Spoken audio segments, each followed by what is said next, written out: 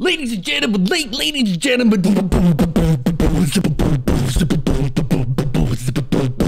welcome back to a show you may remember from an age long since past.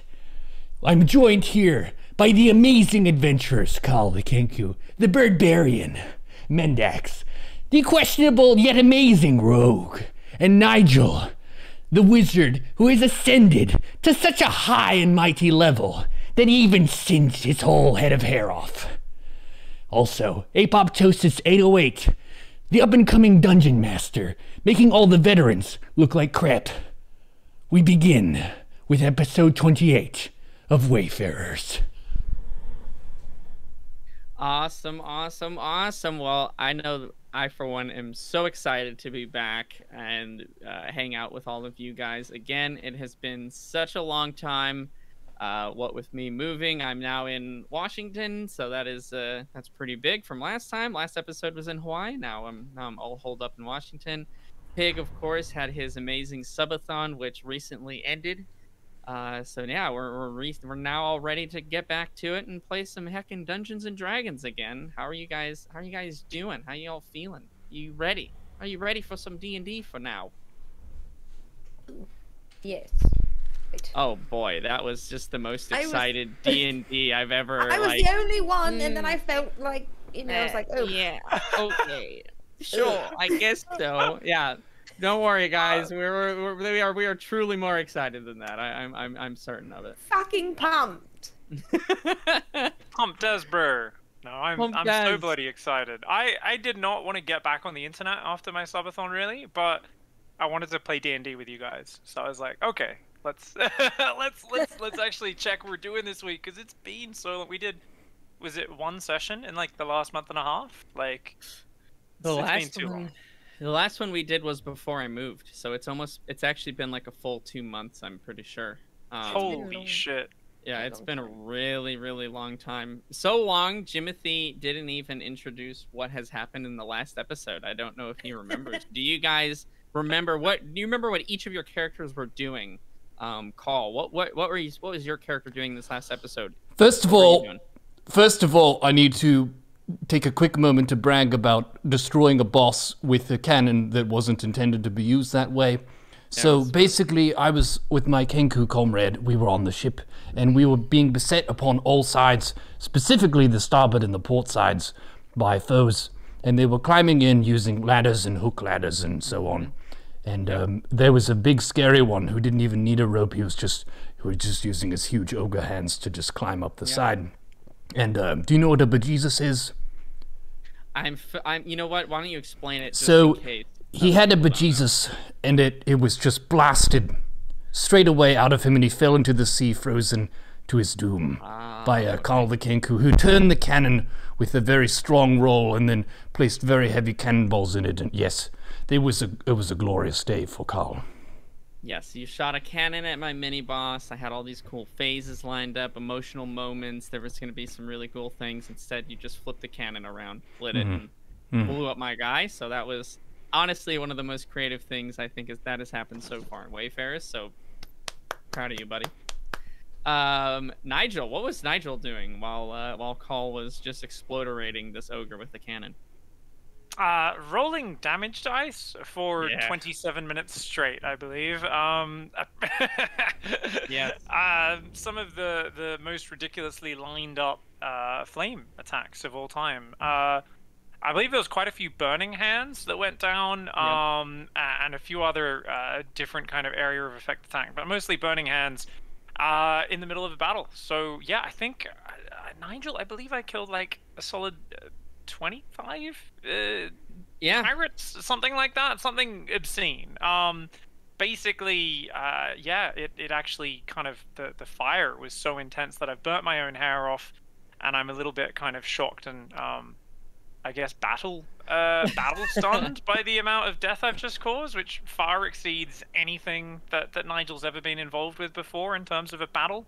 Normally it's been fighting a couple of monsters or brigands, one or two at a time in a cave. It hasn't really been this scale. So yeah, it was an inferno. But Mendax did tell you not to use the dwarven hair gel, but you did it anyway. That's true. No You one wanted to be wants to trendy. listen. We've didn't used realize- it before with the Delirious Owls, and we lost at least 3 performers to the pyrotechnics that night. I tried to tell you. You got off lucky. Dwarven hair gel, it's just way too flammable. They put a bit of their ale in it. Maybe if you're a frost mage or something. Yes. Well, I mean, fire is my go-to. You guys have seen my firebolt, so all right. I've added that to the list of hair products. In, a few years, if my hair ever grows back, I'll know not to use dwarven hair gel anymore. Awesome. Just checking. Do you want Nigel to actually not have hair now, or are we just joking around? Because I'm here to bend to what you guys want to do. So I if think do you wanna do? I think I've burnt my hair off. Yeah. All right, Nigel. From this point on, in the flurry and the heat of battle, as it would be, didn't even really realize that he singed off all of his hair. And you know what? Just for good measure, your eyebrows are gone too, because that makes sense. So you Yeah. Oh my god, you look it's the like a perfect weird time for you to do Voldemort drag. creature. You've got to put Nigel in drag. No eyebrows, no hair. Perfect time. He's lined up for it. He is lined up Let's for go. it perfectly. But Nigel, what would your Well- drag queen name be? Oh my. all right, Call. What do you think? No, it's a different question. Mendax, Okay. your voice is sounding particularly demonic today. Is it a microphone thing, or are you just ascending to the next level? I mean, I am part demon. Oh, I do you have sound demon perfect. blood. Now you sound really. That's way better. I don't know what just happened. Oh, also, I might have accidentally smashed the pitch level on. It sounded kind of like a My mic. demon echo, so I thought maybe you did it on purpose. Oh no. I mean, I'm not. Perhaps when I'm angry, but no, I can't do that. That's your thing. No, just stupidity. That's all. Just Played that one off, but hey, that's okay. Truth for the Mendax today, I guess. that's right. All right. If I lie, I gag, and I don't feel like gagging. So Nigel has lost his hair. I'll let you determine if you want to lose your eyebrows too. At least for now. Maybe they'll grow back one day. But yes, you got to, let's say, unleash the true potential of like wizards and spellcaster classes in general. Typically are way too strong when it comes to like group fights and things like that. So you definitely got to see a little bit of the potential of how powerful your class actually can be. Because the fights so far have not necessarily been to your strength, but you've managed them very, very well. So I think that was the first one where I was like, yeah, you know what? Let's see Nigel kick some ass. And that Well, is you know exactly as well, what happened. and of course, also very fragile. So I think I got hit by like one crossbow bolt in the shoulder and almost died. So as effective as I was, if another crossbow bolt hit me, I'm pretty sure I'd just go down. So it's a mixed bag. That's true. Well, perfect. So Mendax, that leaves you. What was our rogue of the group up to while they were killing and conniving? Well, I swam over in the water that's so cold it would kill anyone, but not me. I had no help with that at all by a special okay. potion. Yep. Just badassery. And made my way onto the enemy ship, and was, aquatically or nautically foraging when I came upon a little shit named Jeremy, who really Poor threw a wrench in Jeremy. the whole plan.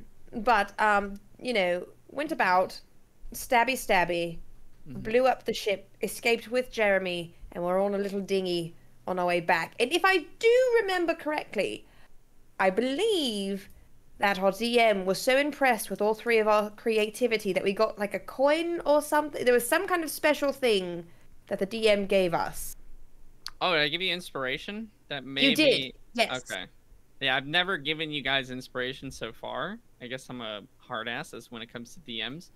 But it's so yeah, I can explain what that is real quick just to go over it again real fast. Inspiration is basically like a it's something that I can give out if I'm really impressed, or if you make a roll that's like really overly difficult, or if you come up with a very creative solution for something, your character gets what's called inspiration. And it's essentially like almost think of it like a currency that you can just expend. It's like extra luck, essentially. So on your guys' character sheets, next to your speed and to the left of your HP, there's a little checkbox where it says inspiration. So you can just click that. I'll click it for you, Neuro, because I know you're having some issues with yours right now. But essentially, you can use inspiration to do a lot of stuff. But what it will do is give you advantage on a roll that you choose, typically an attack roll, a saving throw, or an ability check. So if there's one that you really, really want to make sure you do well at, you can say, hey, you know what, I'm going to use my inspiration and get advantage. So you roll twice, and you take the highest one.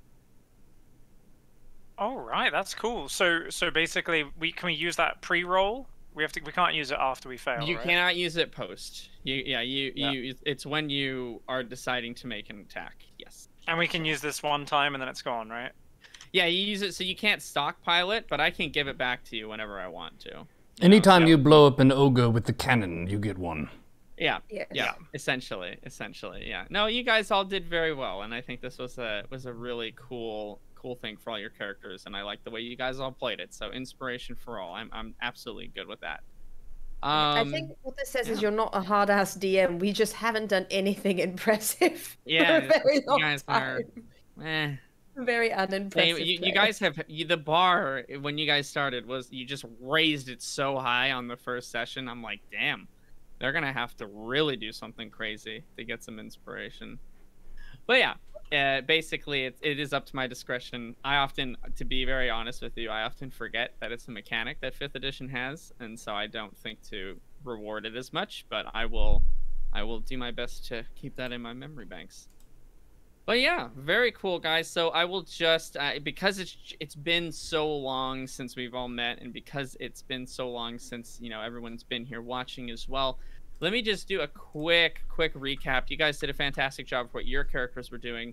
But in general, you guys are on your way to a region of the world, a continent, like a big island, essentially, called Daggershelf, which is a frozen tundra, a no man's land, no reason to go there, no reason to live there. It's an unlivable location, essentially, because you've been tasked by Nigel's teacher and father figure, Master Nivix, to go and essentially capture and restrain like a sliver of the spirit of this lich that he's had imprisoned and entombed in this case of pure onyx.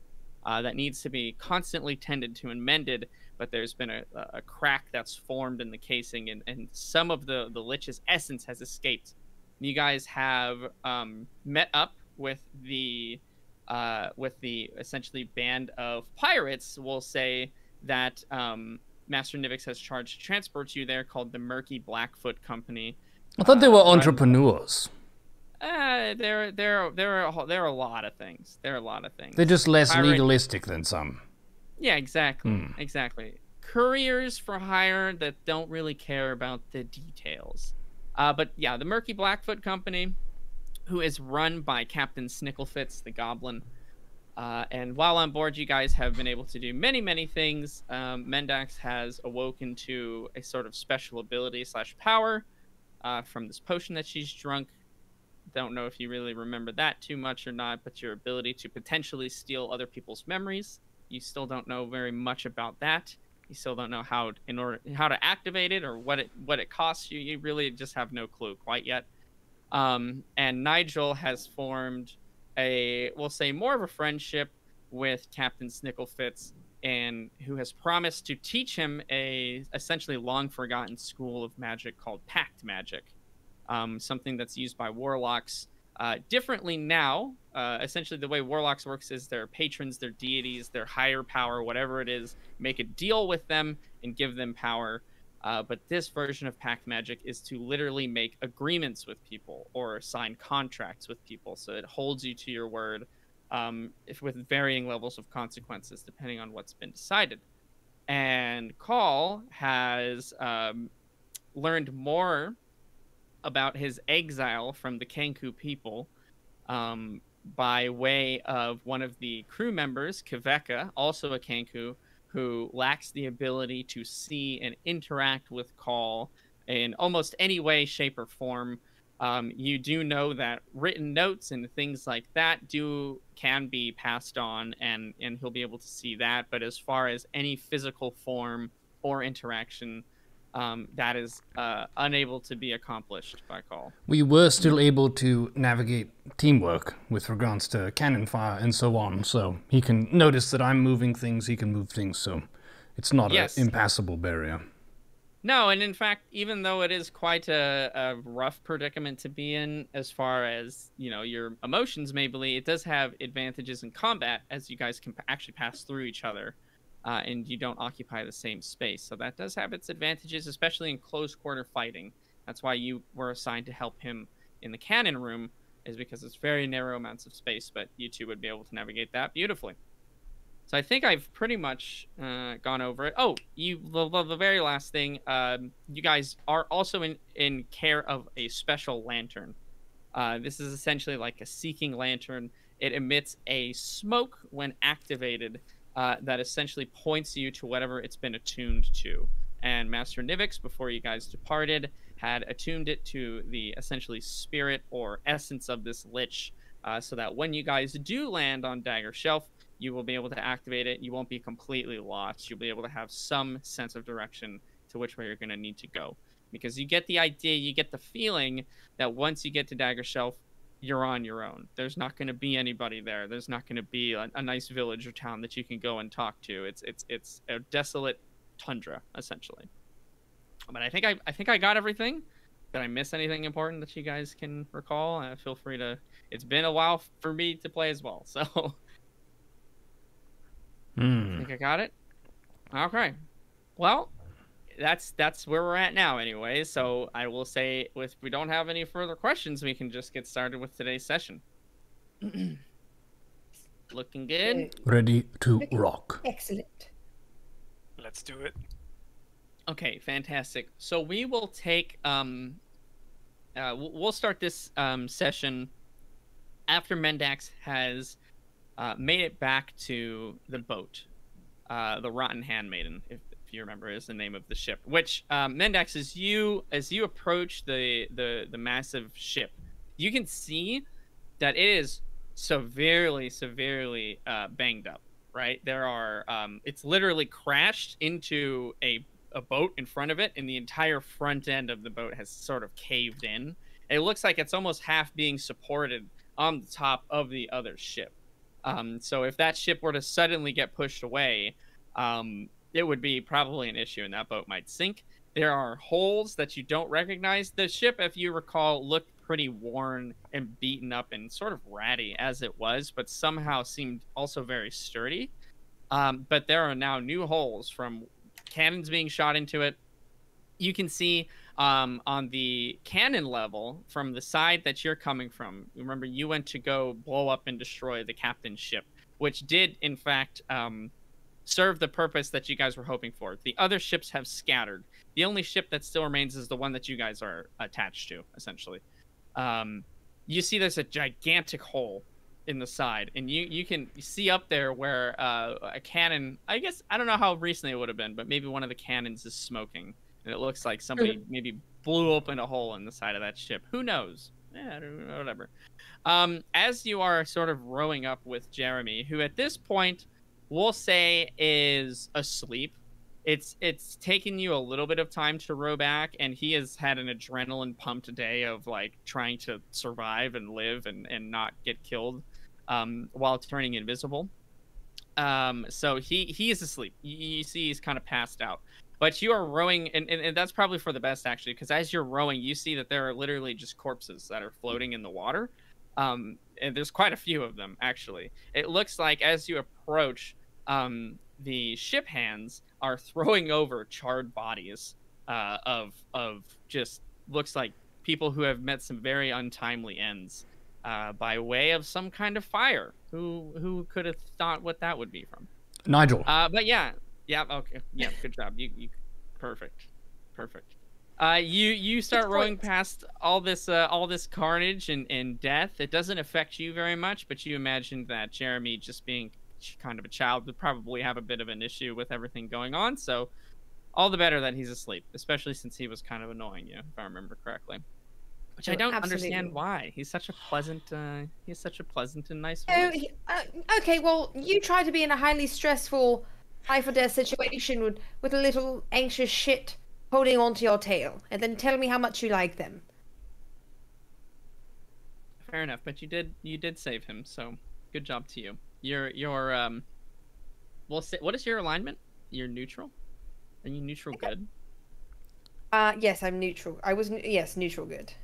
You're neutral good, okay. Because your alignment can sway depending on the decisions you make. So you've made a lot of very good choices. So I mean, might see if anything happens to that soon. Anyways, you make it back to the boat, and you see, you kind of call out to them to let a ladder down, and you're able to dock the boat. You don't really care about the dinghy. You stole it anyways, and there's nothing of value in there. And you climb up, you just kind of hoist Jeremy on your shoulder. He's really passed out, so it doesn't really disturb him too much, and you climb the ladder back up.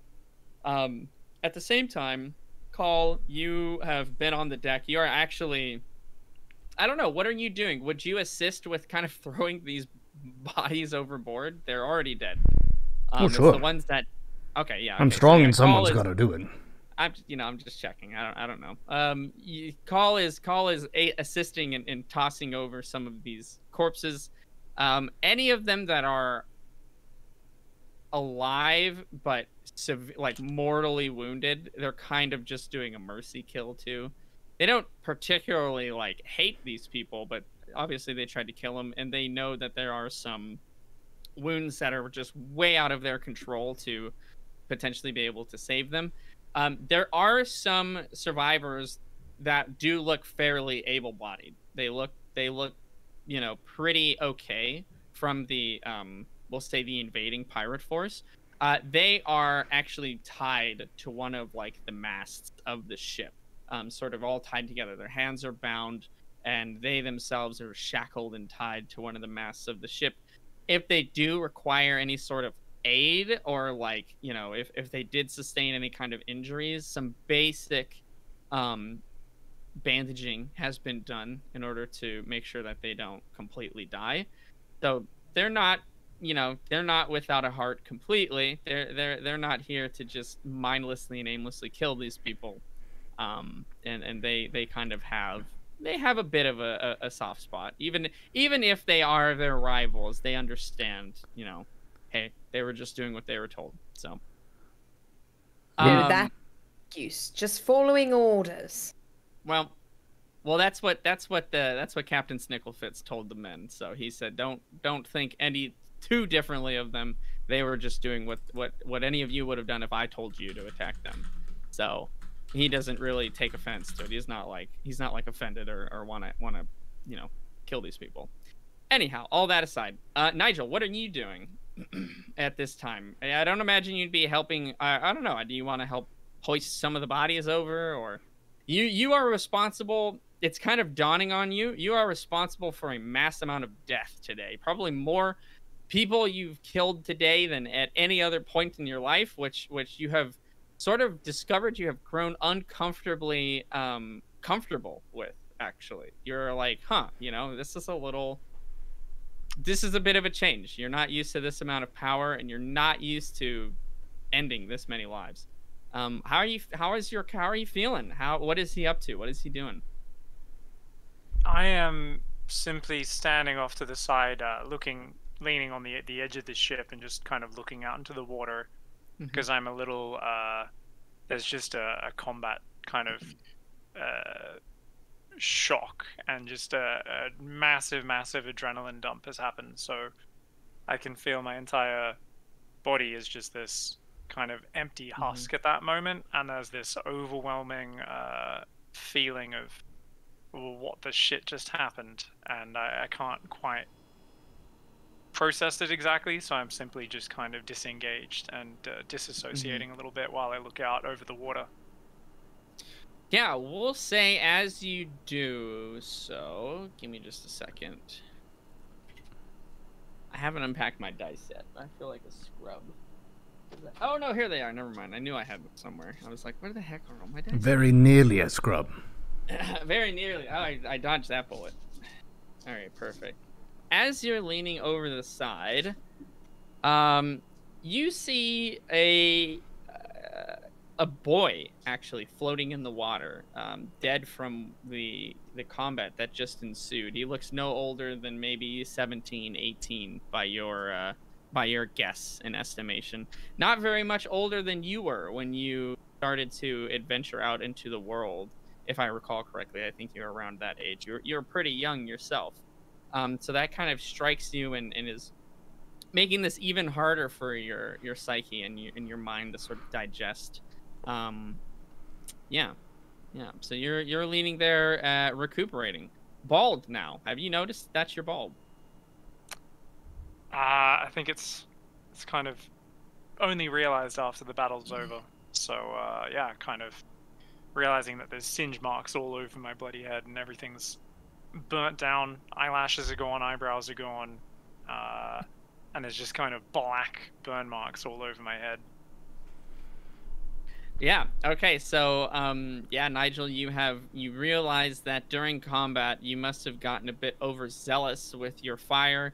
Though you are a manipulator of magic and you can control to some degree the elements, including fire and lightning and ice and all sorts of things, it doesn't make you immune to some of their effects.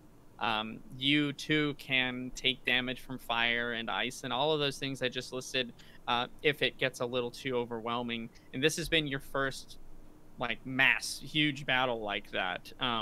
And so it looks like maybe you got a little too carried away or a little too careless, and yeah, singed your hair there. Like you said, there's sort of scorch marks, minor burns. It's very cold still outside, so it's almost a little soothing in a way to have your head exposed a bit. But you will say actually that you have received a little bit of care and attention from the medics that are on this ship, the people who have basic medicine needs and things like that. So you actually have a bandage that's been wrapped around your head a little bit, and they've put like a balm there to try to help with the healing. You go, and, man, not again. The shoulder, the crossbow bolt as well, yes. Right? So there's Yep. That's bound up then? Okay. That would also be bound up, yeah. So you're wrapped up, you're looking like a mummy. You start to get you get a whiff of the medicinal balm that they use, and it brings back memories actually of Tol Karabad when your leg had gotten splashed with lava, and it almost has like a bit of phantom pain as you think about it. You've actually taken a lot of damage, potentially the most damaged Wayfarer of the entire group. You live a very risky style, and you are not the most fortuitous Wayfarer in the party, we'll say. Yes, what might barely scratch Carl's feathers seems to take a sizable chunk out of me every single time. So the leg is still kind of all barky where that wound was from the lava before as well. So starting to stack up the scars to go with my ever-growing lats. The muscles are growing very, very slowly, but not enough to actually put a dent in the literally every wound I take seems to be almost enough to take my life. Yeah, you're starting to almost look like almost like a shady character in a way. Someone who would walk into a bar and maybe people would look twice about messing with you. You know, you've got a lot of obvious battle damage now to your body. In fact, yeah.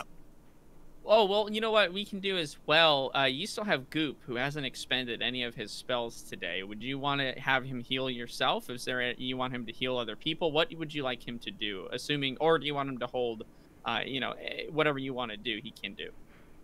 I'm too shocked to really even think about using him for myself, at least. And I'm kind of not focused on the recovery, but if I do come across, a crew member or someone who's actually in mortal danger, then that's where it might actually occur to me to use Goop. But otherwise, I'm just kind of out of it a little bit. Sure, no problem. Yeah, that sounds fine. Would I notice this if I'm throwing off bodies of the ship and he's on the same boat and whatnot? I'll leave it up to you. If that would be in Call's mindset to go, let me make sure my friends are fine, then yeah, you would definitely notice that Nigel is certainly feeling, or looks like he's in a certain way. He's obviously damaged. He's been wounded in some way. It's not that he's not taken damage before. I mean, he gets beaten up with the rest of you guys. But his demeanor does seem a little bit off. Sure. Yeah. Well, the first thing I would notice is a bald person in Nigel's robes. Yes. You there! What'd you do with Nigel's robes? Where is he?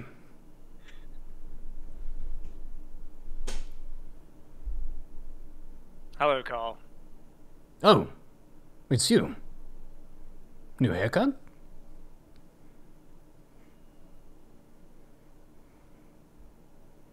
Yeah, I might have gotten a little carried away in the battle. Rough night? I don't know when this happened, but when everything calmed down, I realized the flames may have got a little too close. Is your body alright? I'll live. Did you use the little banged dwarven up. hair gel? Yes, it was. Mendax told you not to do that. You love using fire. Did you use a lot of fire? So many times people can talk about you having greasy hair, you know. I wanted to look a little better, I guess, with that dwarven hair gel, but yes, I used a lot of fire. A lot more than I've used before. I've never seen it be so effective. I mean, we've been in a few skirmishes before, but this was something else. This was something altogether more.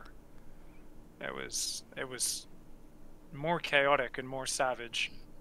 I don't know really what this was.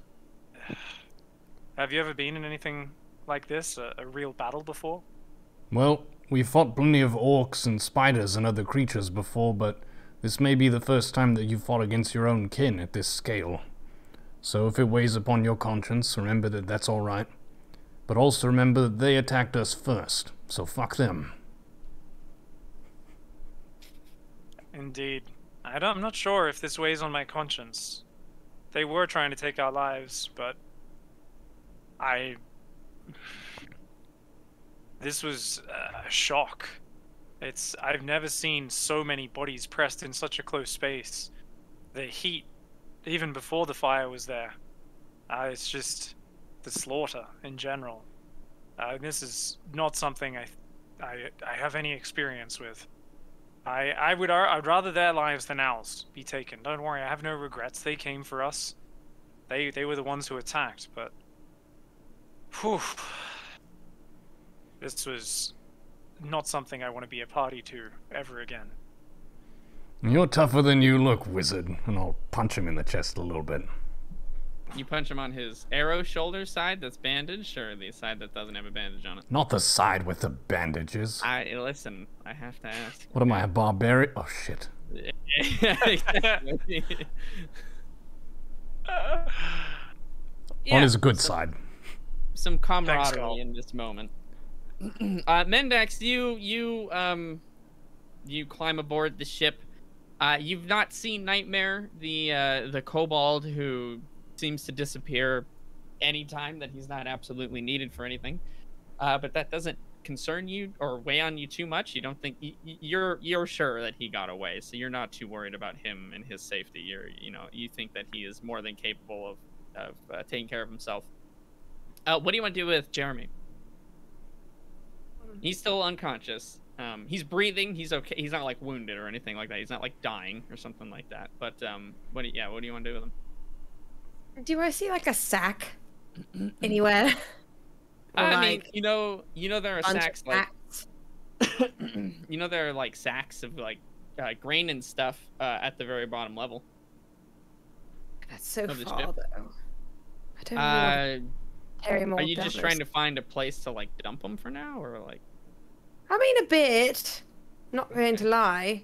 I don't really want to cart him around forever. Okay, you know what? I'll take him down to the cabin real quick. Okay. And I'm going to toss him onto Nigel's bed. Sure.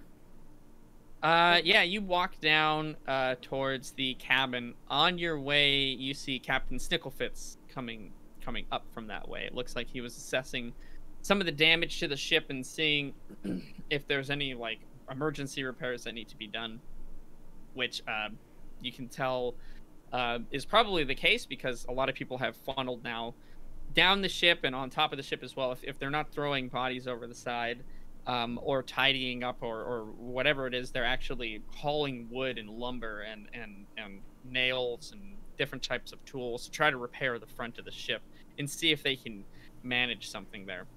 Do you want to stop him and say anything? He like notices you, but he doesn't like. You can tell he's busy.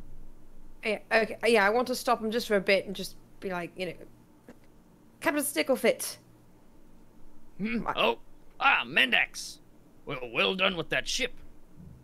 Thanks. I don't know if you've noticed, but yours kind of looks like shit at the moment. Yes, yeah, we noticed. We're currently fixing it before we can get back underway.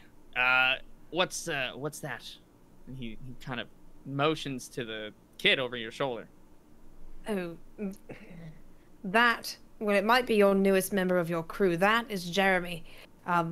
He's apparently a child that was stolen by our good attackers and was going to be sold into slavery. And before blowing up the captain's ship, dragged his very inconvenient ass all the way back here. So he's tuckered now for a bit. I'm just going to toss him onto Nigel's bed.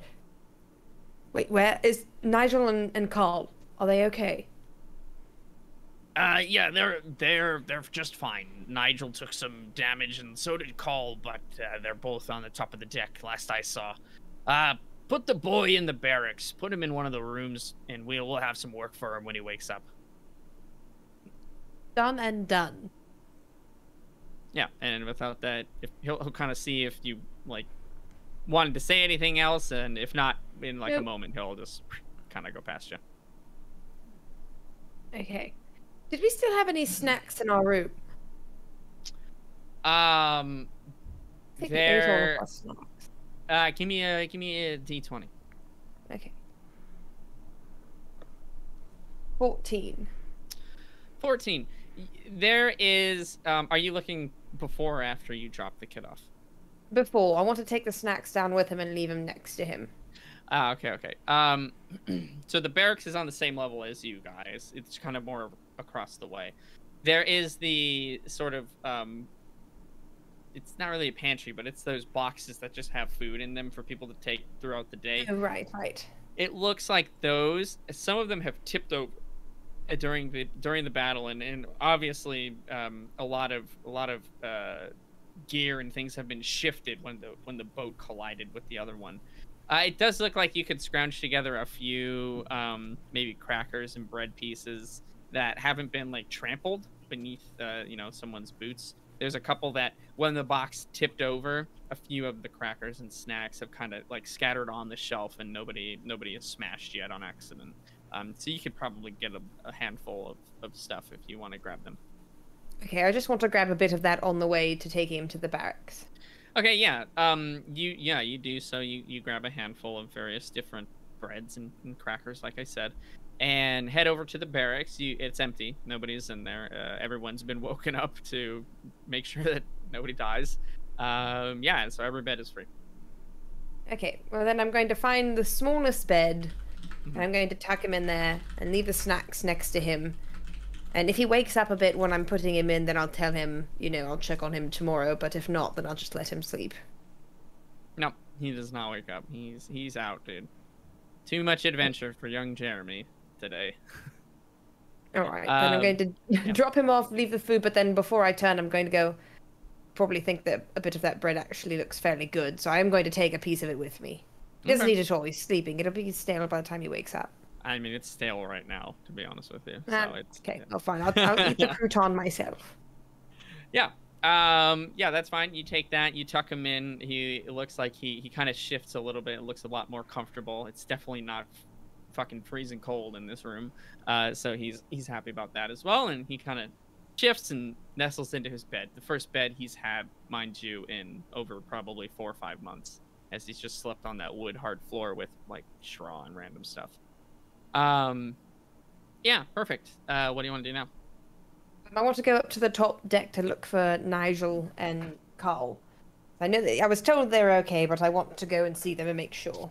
Yeah, absolutely. So you head back up to the top deck, and it looks like all the bodies have been disposed of, and there's still a few people receiving medical treatment, but now the task has shifted to pretty much everyone that's able start fixing the boat, because we gotta you know, they still have a schedule to maintain. They still need to get this task done. Being assaulted by brigands and pirates or not, they still have cargo to ship.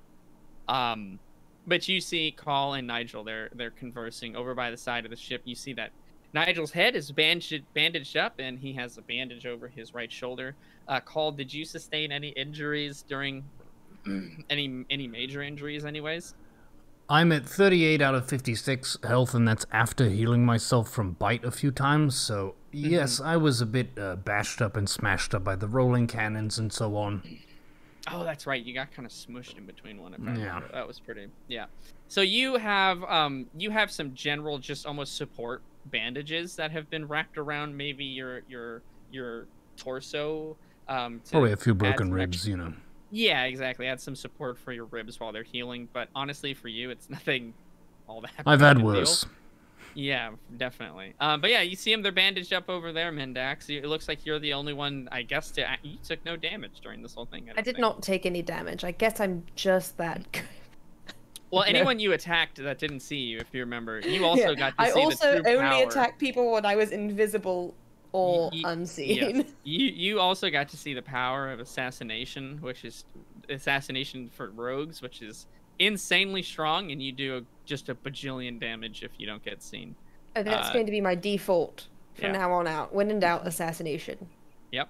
Actually, I don't even need doubt. I'm just going to go with assassination. Just go when. Every situation probably could be improved by assassinating. So seems like Nigel, very nice to meet your long, forgotten family members. Assassination. You just never know. Who knows? Who knows? But yeah, you see them over there. Yes, and I've got bejeweled shoes. When did you get those? There was a dwarf pirate who had them. Oh, yes, and she murdered him in the staircase. Right. And took his I thought kicks. At first that they might be cursed, but I had to get I remember now. Okay, yeah, you do. You have some bejeweled shoes. You do. Are you wearing them? No. Well, I don't know. He was wearing them.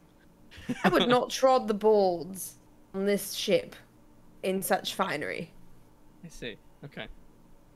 You have those shoes. But yeah, Nigel and Call are hanging over there. You see them. Okay. I'm gonna go over to them and be like, Nigel, Call! Just kind of walk up, put my arm around Call, and then go to put my arm around Nigel, but then go, you used the dwarven hair gel, didn't you? Yes. I already asked him. I told him not to do that. You told him. Back in Tol Karabad. We knew he had fire spells.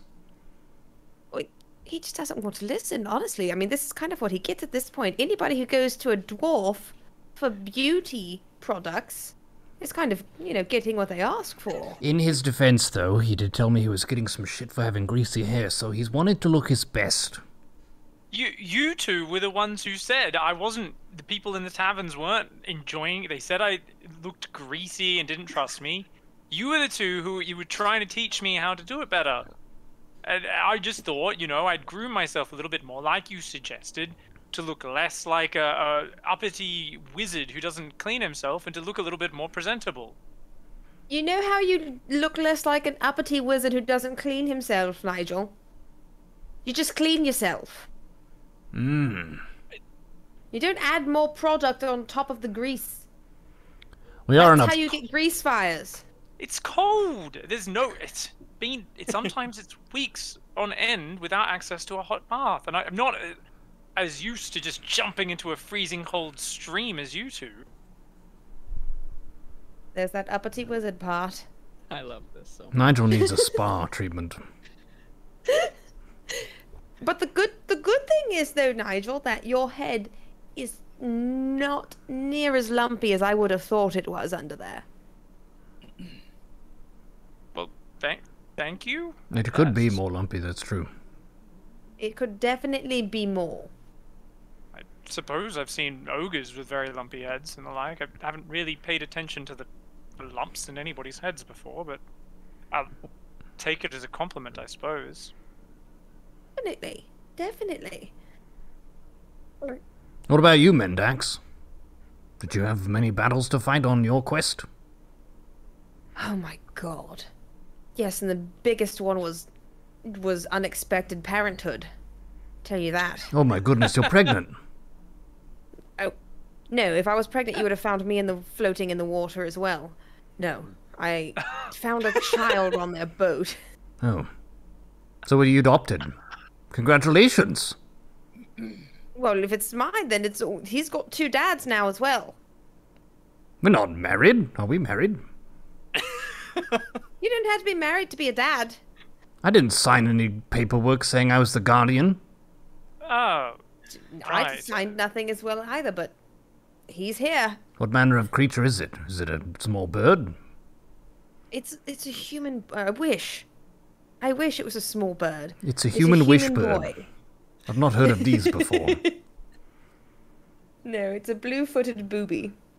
Oh, that's an In exquisite Jeremy. variety of bird. It's a human boy, and his name is Jeremy, and he was being sold into slavery. And I couldn't very well blow up a ship with a chained child slave victim in the bottom of it. It just felt wrong. So had to Wow, bring him that's- with me, but we Wow, this is the second, boat that you've sunk so far since I've known you, but this one seems to have been a valiant effort, and to actually go and save a young boy and go out of your way, Mendax, I'm shocked and impressed. First, you funded that young boy's, goal in life to become a designer. You saved him when That's going I to pay me honestly back. thought he might survive, but we could bring him at least as a utility support, Maybe he could carry our things or something like that. I'm honestly shocked, Mendax. I thought you were the most savage of us when I first met you, but you seem to have a heart of good. I swear to God, if you say that again, I will throw you overboard. You probably would did succeed. murder a few people over there, no? Oh, more than a few. It, was it quite evens lovely. out. I definitely murdered. Is it murder if they attack first? They were all criminals, from what I understand. It was a band of pirates. Yes, exactly. I aggressively and preemptively defended myself Yeah. far more than I, rescued. However, since the one that I rescued is a child, I think that counts for at least 2, potentially. There was no help whatsoever. It's at least 5 if you also perform an escort quest, because no one likes to do those. They take forever. Oh, perfect. Well, I'm glad you you're up guys- to date on this, Carl. I failed my moral mathematics course back in the you? tower. Do you guys only do good deeds so you can weigh out all the killing that you've done in your adventures? Isn't that what everyone does in life? It's Okay. it's like it's like my Hail Mary or Our Fathers, Okay, just all right. go murder a bunch of people and then don't yeet to Jeremy. Evens out. Evens out. Don't eat a Jeremy. My God, it's the we've descended into the murder hobo part of D&D. Well, you've got to save enough Jeremys, and then murdering the hobo gets cancelled out. So don't worry. Exactly. And because Jeremy's count for more, you can go full murder hobo. You can go double murder hobo. Just completely obliterate at least 70% of the NPCs, save 3 Jeremys. Good. Still neutral good alignment. If The math checks out. if you save a whole orphanage from burning down, you could do all kinds of evil stuff and be fine. Oh, Some of the absolutely. ship hands are just kind of glancing at you guys, very worried. Like, what the fuck are they talking about? Like, what is? These people are monsters, man. Oh my God. Tell you what, though, I did manage to come back. There wasn't a whole lot of goods on that ship because I did check first before I blew it up. Got to be pragmatic about things. But I did get a rather lovely pair of shoes. Nigel, I'm telling you, these are right up there with yours. Wow, really? These are pretty fantastic. These ones that you've already given to me. What could match it? Show them. Okay, I'm gonna look around though because I still don't trust everyone on this ship. I'm going to show them the sparkly, glittery, beautiful, jewel-encrusted shoes. Okay. Yeah, they catch a gleam of the sun as you pull them out of your satchel, and the rubies and different types of gems on it glint and sheen. Just as an inside reference to Carl, this whole shoe fascination thing is really strange. From someone who has talons for feet, I can't partake in any of this, so it's all kind of taking their word for it that this pair of shoes is better than that pair of shoes. Do they not have any sort of, Kenku sandal or anything like that? You have the Or are ankle your feet warmer sim- for cold climates. But do you ever bedazzle the ankle warmers Why would you do that? so that they look prettier? To what end? Because you want function and aesthetics. But I already look very handsome. You know what, that is true, Carl. You don't really need any embellishment when you're already, if you're already a 10, going to an 11 is just, it's being a bit much. Some of us don't naturally look so good, and we appreciate our magically self-cleaning, bright white, sparkling shoes. Are these jeweled ones self-cleaning as well, then? I honestly don't know. That's the only thing that could tip yours over the edge, the self-cleaning. But, I mean, these ones, though, just look at them. These could deflect an arrow. I'm almost positive. They are so bejeweled, they could deflect a ballista missile. They do have smudges on them from where the dwarf was walking around. Rub that off real quick. Yeah, so you know that they are not self-cleaning. No. Well, they definitely will fetch a good price next time we find ourselves at a fence or someone. I'm sure you could maybe buy yourself some fantastic arrows or something more practical than some silly shiny shoes with it. So a good catch. Don't be silly. Don't be silly. Shoes for arrows. My God. Have we lost our minds in this battle? Kind Wow, of, actually. I mean, like, half of his head is. Speaking of which, have we? I know we're still connected to this ship, and they're working on repairs now. Has anybody from outside gone over to this other ship to scavenge a bit? I shot cannons at it. That's right, you did. Wait, did you put the hole in the ship? Of course. Isn't that what we're supposed to do? No, in our ship. Well, maybe. There was an ogre. Wait, there was an ogre. You shot a cannon at an ogre. Well, he was a villain. No, I'm not saying that in a bad way. I'm saying that because I'm impressed. What if he was a good guy? What if he was gonna have some tea and crumpets? Well, then First of all, we've already established there are no crumpets on board. They're disgusting. We can't ask the meatsmith for them. All right. So he wasn't coming for no crump. Well, he was coming for someone's He crumpets, defiled but and he wasn't gonna vandalized get no private crumpets. property, grabbing onto the ship and breaking the boards like that. Yeah, you did. If you show up at tea time at someone's house and you just punch through the walls to get there, that's rude. Just go full Kool-Aid man. Yeah! It's tea time! It's tea time. Earl Grey! Hot! I believe what he actually said is, "Oh yeah!" Oh, no. Oh, Richard Dixon. I'll pound your boat twice daily. This is just like the nostalgia episode. The Wayfarers reminisce about This is their a throwback. previous It's been a adventures. long It's a time. We throwback. need to reestablish all of the in-jokes. That's true. It's a sacred Gotta- meal. Nigel, I'm guessing by, the lack of hair and the number of burnt corpses being thrown into the river that you may have gone absolutely apeshit up here. One of them shot me with a crossbow. It made me mad. That's totally fair. I don't blame you at all. I didn't get shot, and I'd still kill people, so that's totally fair to me. When I think to myself, what is a good evening?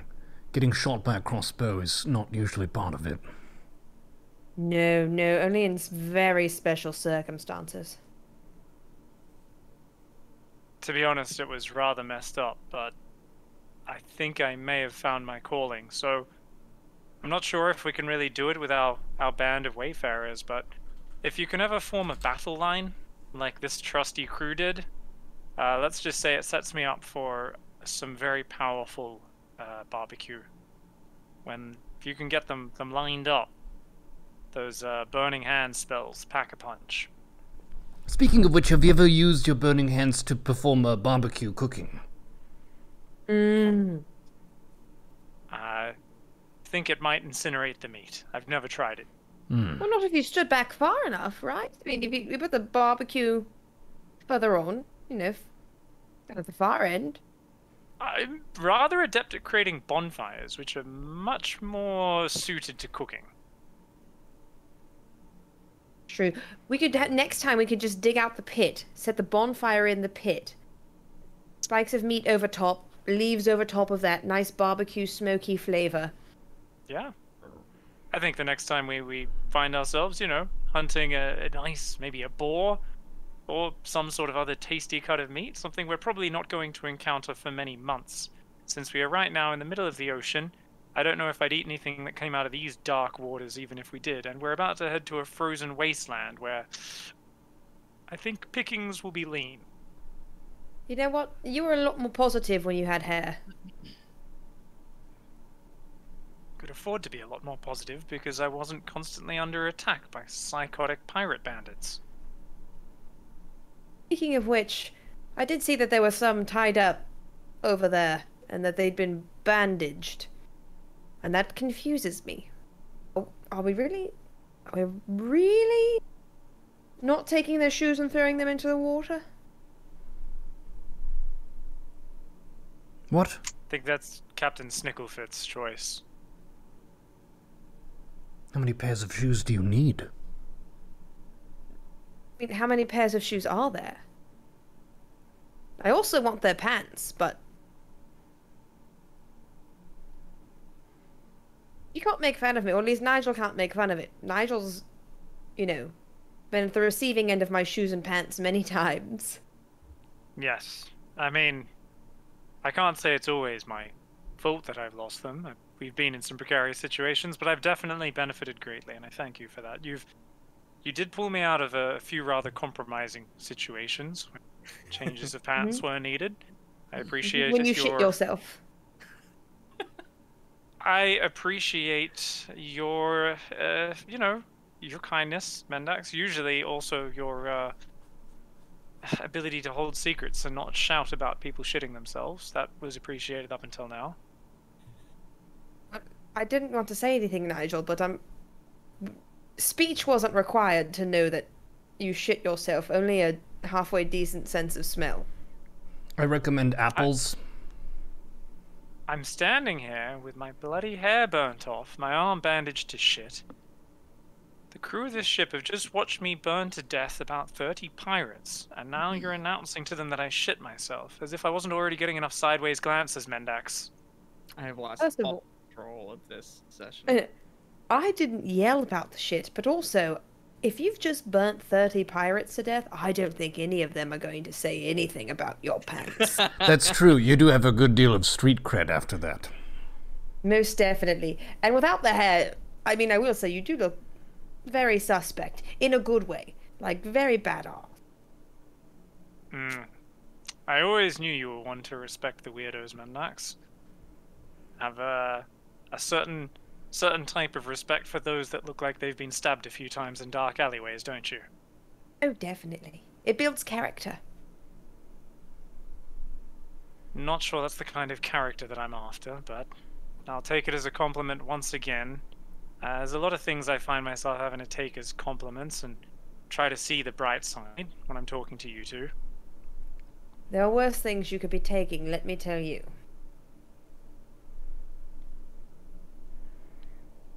Fair enough. Anyway, about these prisoners.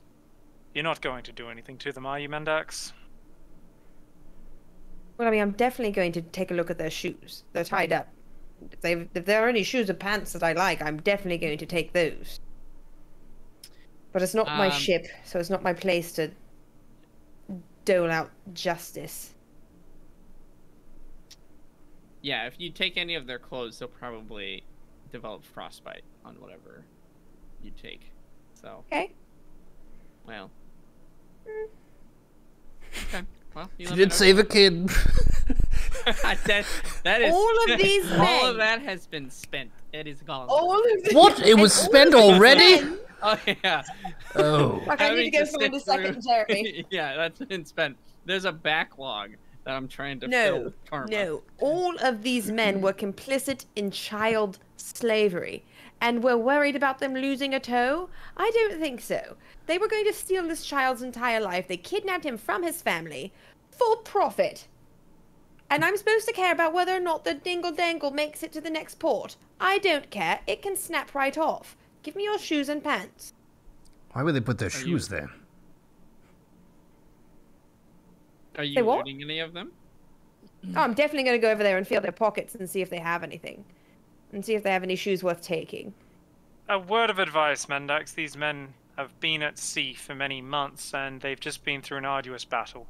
The smells that you'll unleash when you take those shoes and pants off may not be to your liking. That is a good point. I'm still going to go rifle through their pockets at the very least. You go over to them, and there are some of the, your guys' crew that are standing, kind of watch over them, guard, if you will. They'll let you know that they've been disarmed and taken of anything besides just their basic clothes. Do I notice any special looking, especially nice looking shoes or pants? Give me a d20. Excellent. A 12. No, not really. Damn it. So Look at your them all. Your gem encrusted shoes aren't enough. I'm not sure if No. these More observing is you more. observing you failing to find anything. I observe that these are experienced smugglers. I think the first thing they would have done as they tied them up is check their pockets, Mendax. Yes, but if they're also experienced pirates, then they may have swallowed their most precious items. Oh, if you want to look through their feces, and you're welcome to, but Well, I won't I do think it, we're but in- Jeremy's here, and he's got to earn his keep somehow. Oh! oh, Louise. come on. That's gross. Have I brought You this know on what? him? I'm good with the other ones. I'm gonna go back with them. I'm gonna get back to that ship, and it's cool with all you. Yeah, I don't want to be a bowler. No, I I think don't I'm- actually think they'd go into battle with anything really decent. So, I'm well, noticing a direct relationship between identifying when Mendax actually does good deeds, pointing them out to her, and it immediately being followed by pure evil scumbaggery. First of all, this cannot be pure evil. I've not killed anyone that's tied up. Sifting through a little poo for his freedom. Sometimes you I- have to wade through a little bit of shit, to get to the good life. that's gross. called I'm not growing up. sure you've learnt much about how disease spreads, Mendax, in the circus, but let's just say that you very well could cause him to fall ill and potentially even die. All on the off chance of maybe, just maybe, one of these run-of-the-mill scumbag pirates swallowed something of worth while being captured in the midst of a battle. You don't even have a lead. Since when does poop make people sick? It's obviously the imbalance in one's humors. There's treasure hunting when you have an X on a map, and there's treasure hunting when you've imagined both the map and the X itself. This is chopping sheep in half, once again. Back from the very beginning of our adventure. You said, well, there could be treasure hidden in there. Why? You had no reason to, and you started chopping open sheep corpses. It makes absolutely no sense. If there had been something in there, you'd be feeling really stupid right now. It isn't even our Yes. decision to make, is it, though? First 'Cause of all, this isn't first our of all, ship, it's Captain Snicklefitz. some people consider the innards of a sheep a delicacy. And chopping them in half, taking those meats and selling them, it would be a profitable adventure. Maybe you just didn't cut the right sheep in half. Probably not. I was honestly just hacking sheep. Nigel's not wrong. Yes. Reminiscent of an old man who claimed to be an all-powerful wizard I once came across on a beach. He was checking every single grain of sand to see if there was an entire universe held within. I'm sure his level of reasoning also sounded very reasonable and sound to him, and if he just checked enough of those grains of sand on that beach, then maybe, just maybe, he would have found something. You know what? For some reason, I don't want to take life advice from somebody who put dwarven hair gel on and then had a bonfire party on his own face.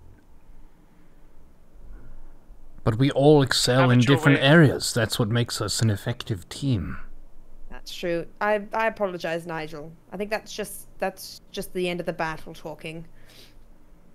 We are all Fair pretty Really, tired and grumpy, Your head that's is true. not very lumpy at all. It's really not. And you are at least reasonably evil and not actually that much of a good person. Thank you.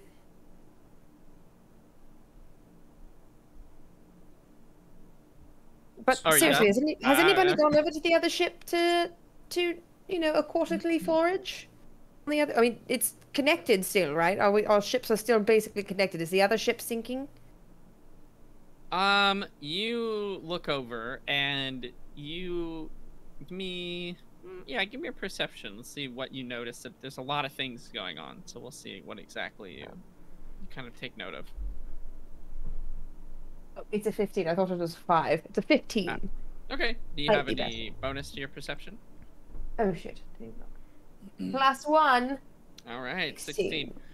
16. You notice that there is definitely a hurried pace to the crew members on fixing your guys' ship, or at least getting it to where you guys do not have to essentially be supported by the other ship.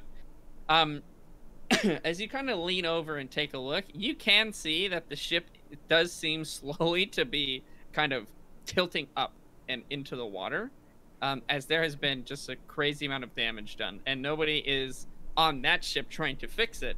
Everyone just wants to fix the ship that you're on. So it doesn't look like anybody is over there anymore. If they are, they should definitely be leaving soon, because the ship is certainly sinking.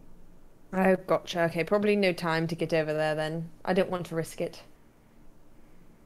Another shipwreck in the middle of the ocean. Priceless gems and jewels.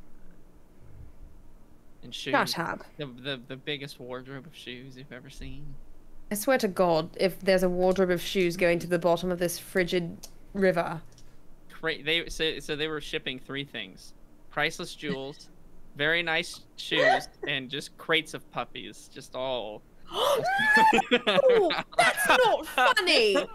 I'm just kidding. Fuck Jeremy, I would have died for a puppy. I would have gladly died for a puppy.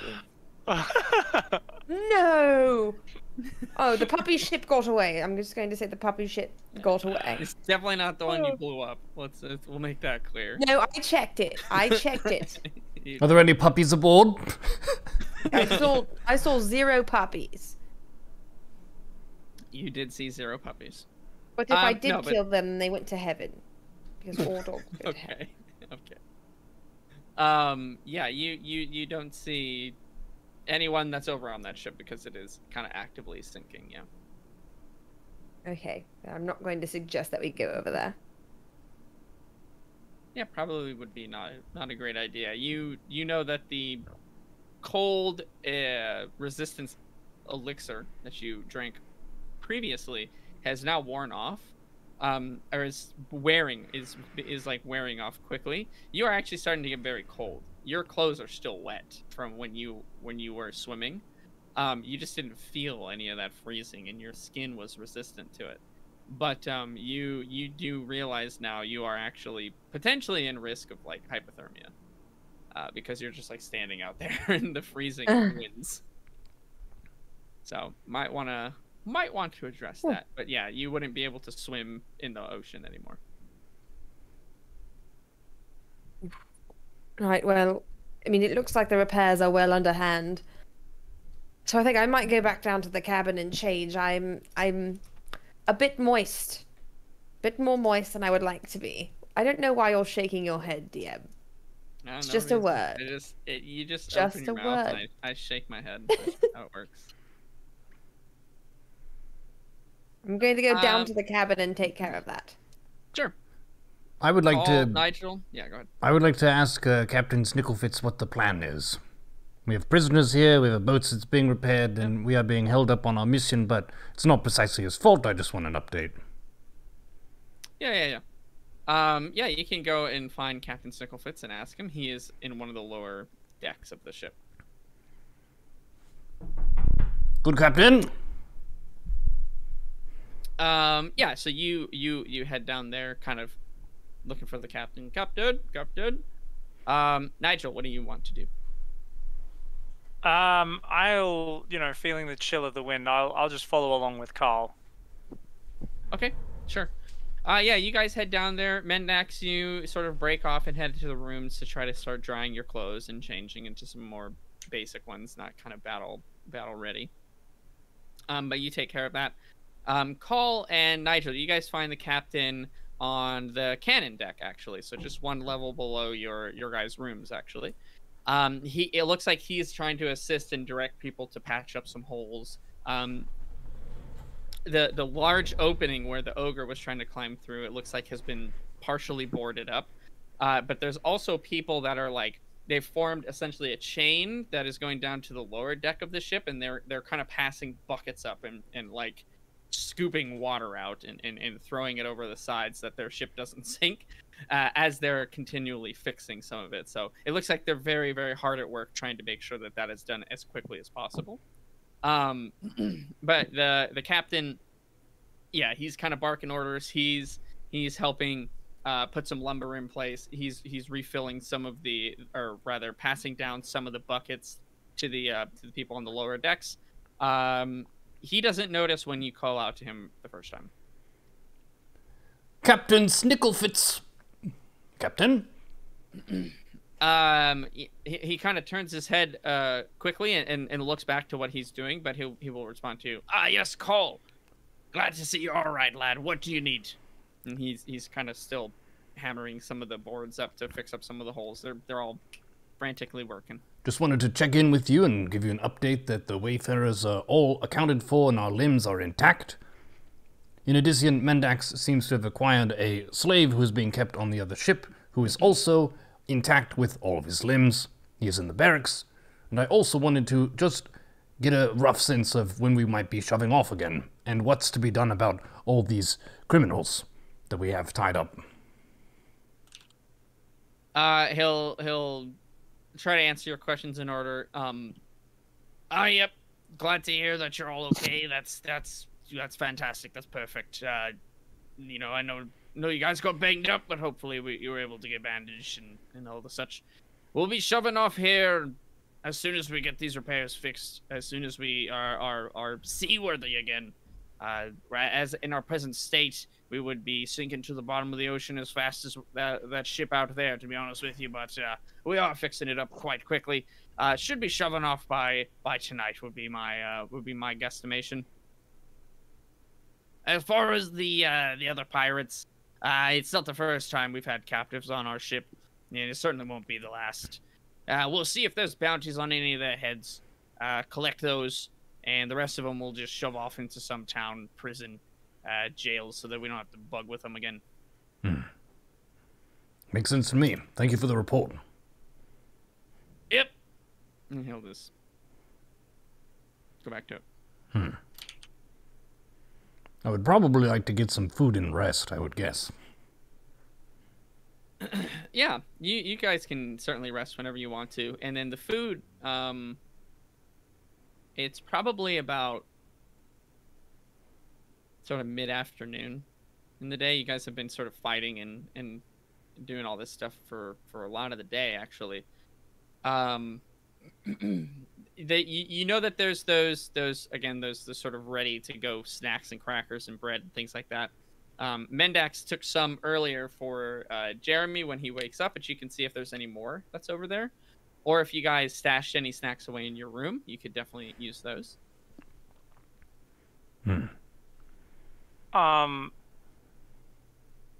Yeah, I'm just gonna grab a few of those and head back to the room. But actually, I'll just check the wounded quickly and basically offer goop services if there's any gravely wounded.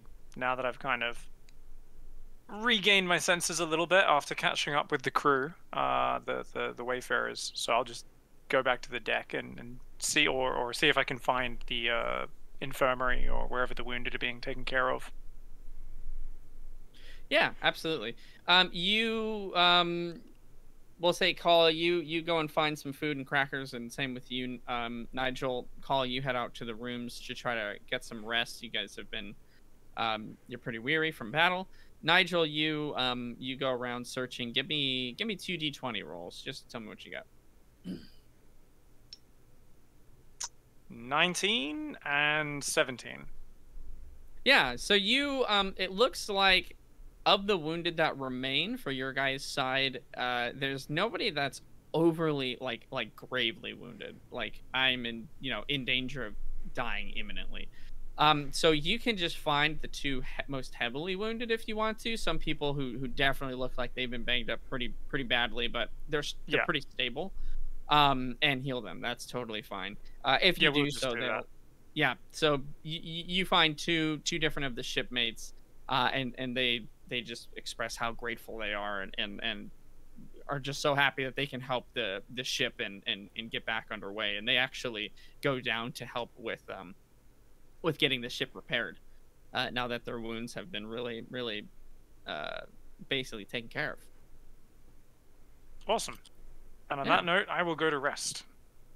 Awesome. So it sounds like a lot of rest happening. Why don't we actually go ahead and we'll take just a quick break here as well for our session.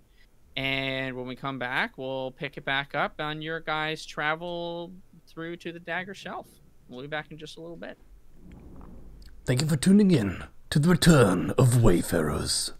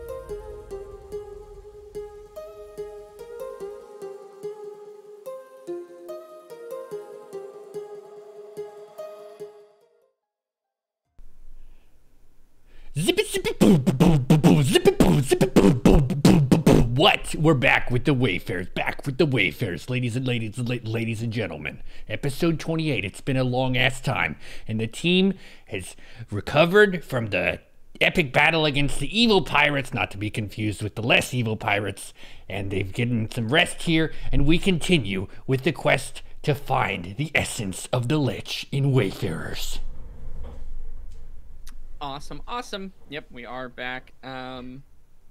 Yeah, fantastic. I think the way that we can do this is we can kind of sum up the rest of your guys' travel to Daggershelf. If you remember when this battle happened, you guys were maybe another, I think it was 4 or 5 days travel from the continent. You guys have been going for about a week to a week and a half so far, and it was about a 2-week venture. Certainly, the repairs on the ship and the battle itself delayed you guys, and is going to delay you by a little bit, but the captain does feel fairly confident that it won't delay you by too much. So, is there anything in particular, Nigel, I have something for you, but Call and Mendax, that you guys wanted to try and do, while you guys are traveling for the next 5 days? We can kind of just go through the rest of it, as that's going to be like the main sort of thing that happens for the rest of your guys' travel. So anything you want to work on, this is a time you can catch up on. You know, maybe Call, you can study alchemy, you can try and refine some stuff, you can investigate something, try to get some information about something. This is a good time to gather some of that background info, if you want to. Yes, I would.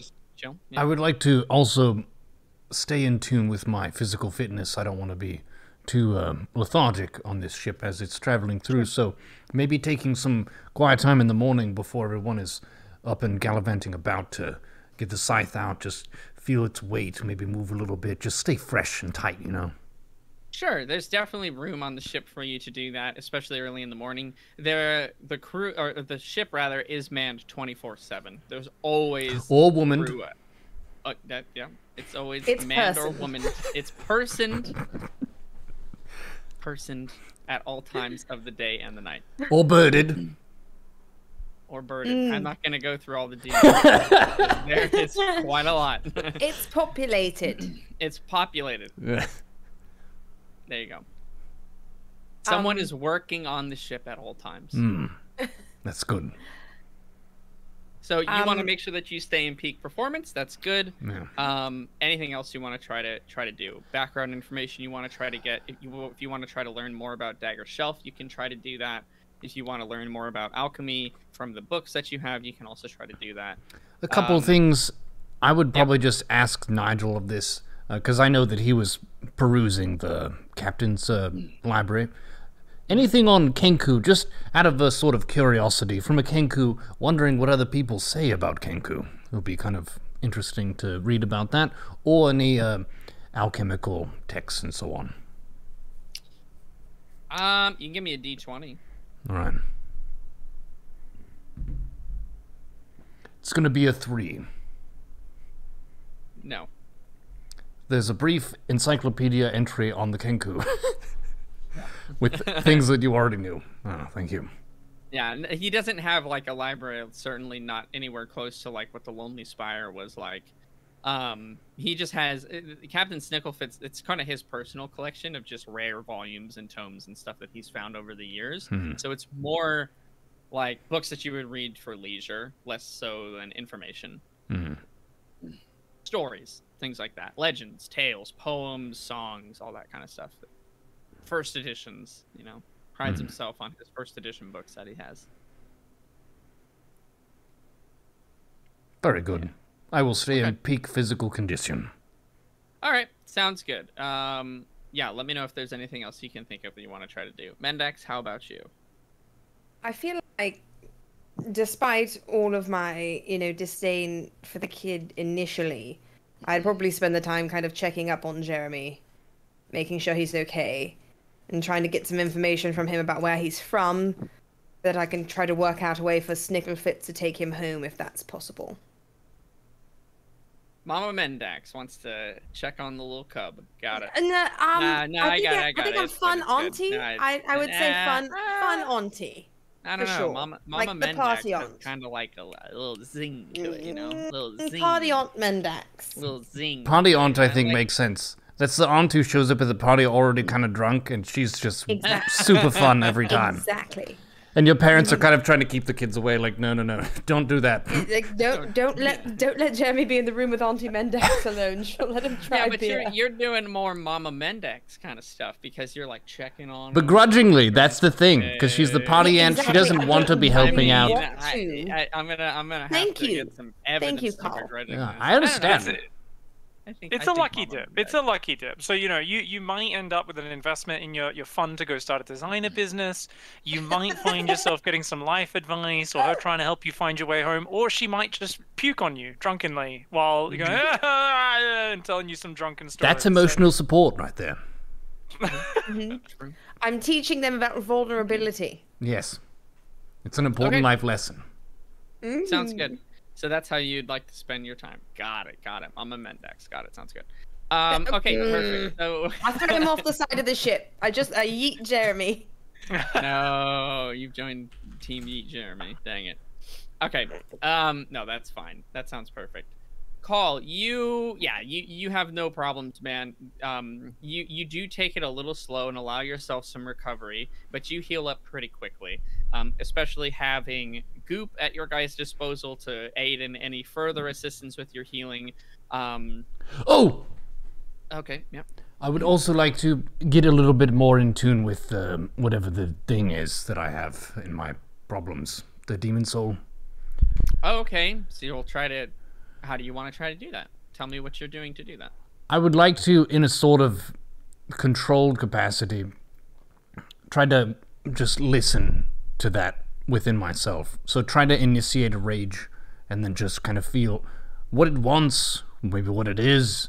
Because whenever I've been using it, it's always been a very like combat-oriented situation of it's go time, let's fuck them up. But it's something. I don't know what it is exactly. Okay. Sure. We can say you do that maybe once a day, maybe twice a day. You save one in the tank, because I think you can only do it twice. So you save one just in case you guys are attacked again or something like that. Okay. Yeah, definitely. Give me some time on that, and I'll come back with you with something. Mendax, you're able to... Essentially, the kid is pretty happy. Jeremy is very happy to not be on that other ship. He was treated like trash, garbage, often forgotten about, not fed for days sometimes, on the verge of death several times. So he's much, much happier to be here, and seems like he enjoys like doing stuff, like working and trying to help out where he can. He's certainly not the most fit. He's certainly not the strongest on the ship by any means, but he's more than happy to try to,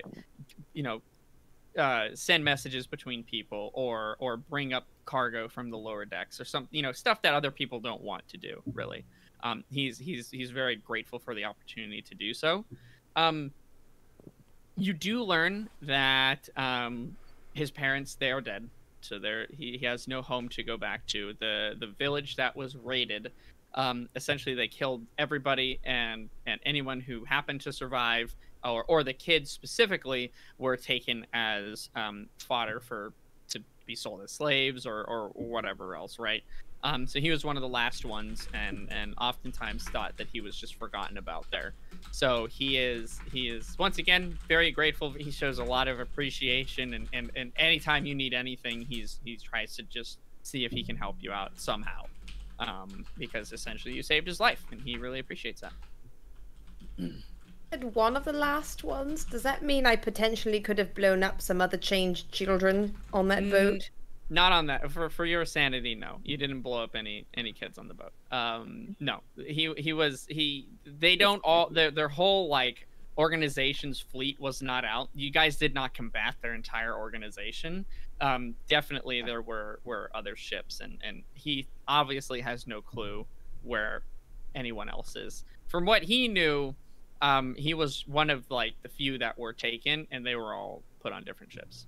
It's unfortunate. He feels really sad about it, but he's happy to be alive. At the very minimum. To be fair, I would have been sadder about the puppies, but it is also good to know I did not blow up children.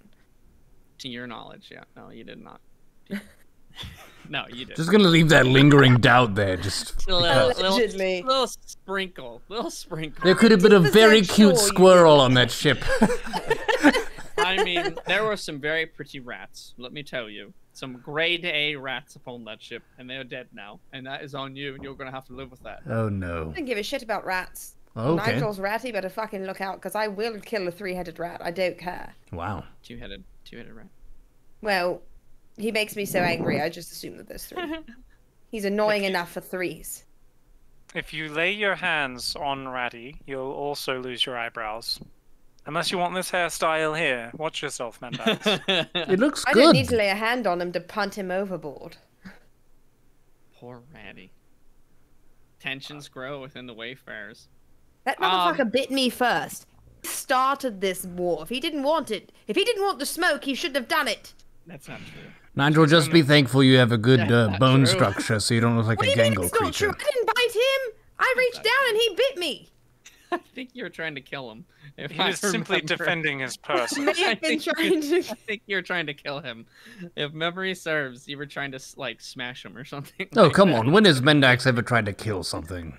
Thank Like, you. If I try to kill every- something, it usually dies. She So was I don't. This literally does not about to throw follow. that kid off the ship. I mean, I will just throw that out there. Hmm. No, but yeah, Jeremy seems to be, as much as he can, he looks like he's doing pretty well.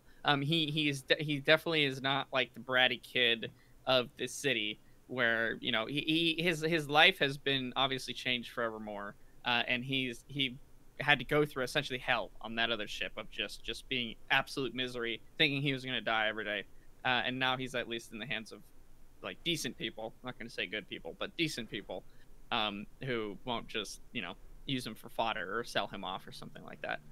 Captain Snicklefitz, if you talk with him, he says they're always looking for crew for you know, their ship, especially since they lost some of their crew in the recent battle. Their side was not without losses either. But that he'd be more than happy to try to take on this new sailor and make something out of him, especially since he has no home to go to. Tugs at his heartstrings a little bit. Okay, good. Well, I mean, the party aunt side of me is fine with that then, as long as Jeremy's not going to be unnecessarily abused. I mean, sometimes, yes, he might have to sift through shit, but, you know, the duties. Actually, he'll ask you if that's okay, because you're essentially, like, in his eyes, you're his guardian at this moment in time. Like, you have say over. If you wanted to take him, he wouldn't say no. So he actually asks. He said, if you want to leave him here, we'll look over him and we'll try to make a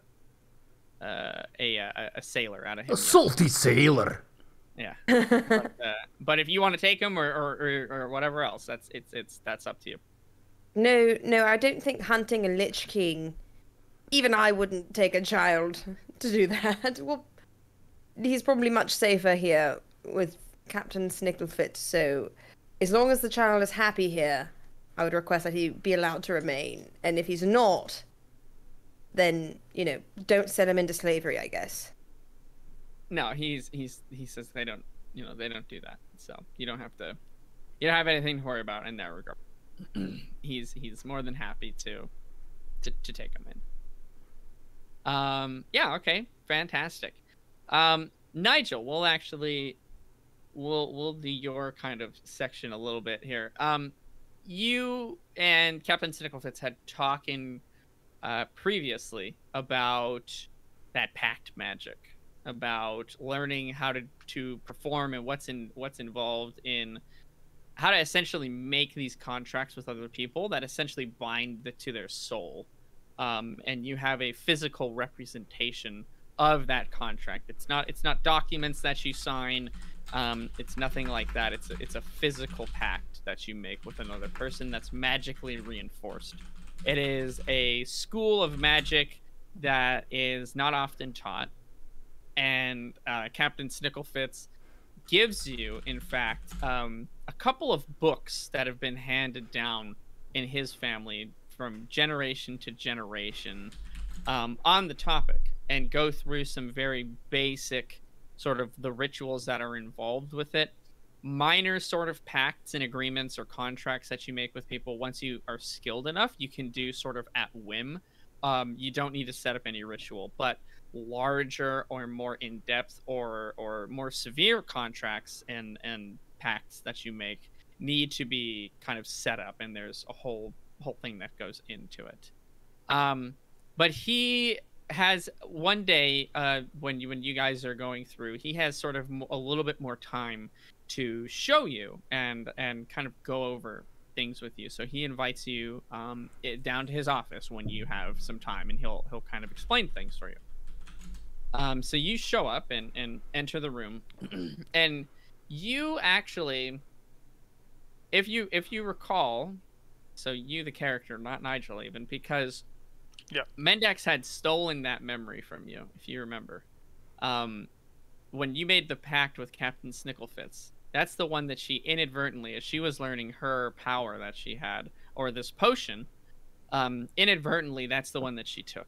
So your memory on how this all worked is a bit fuzzy. It's like some pieces are there, but it's almost like it's like the Swiss cheese of memories. There's just holes, and you don't know what the heck. Like there's just gaps that are missing. So you kind of ask him to explain from the beginning. And so he, Captain Snicklefitz will, he'll roll up his sleeves again. And you see that there are several, like, markings which look like tattoos that are on his arm. And they're different symbols. They're different, sort of either shapes or emblems from different organizations. And he says that these are all pacts that he's made with other people. Or organizations or groups of people, and some of them are for the rest of their lives in his life. Some of them are secrets that he can't tell anyone. Some of them are just basic agreements between two organizations that that bind essentially to his soul. And if he breaks them or they break it, there's going to be dire consequences for it.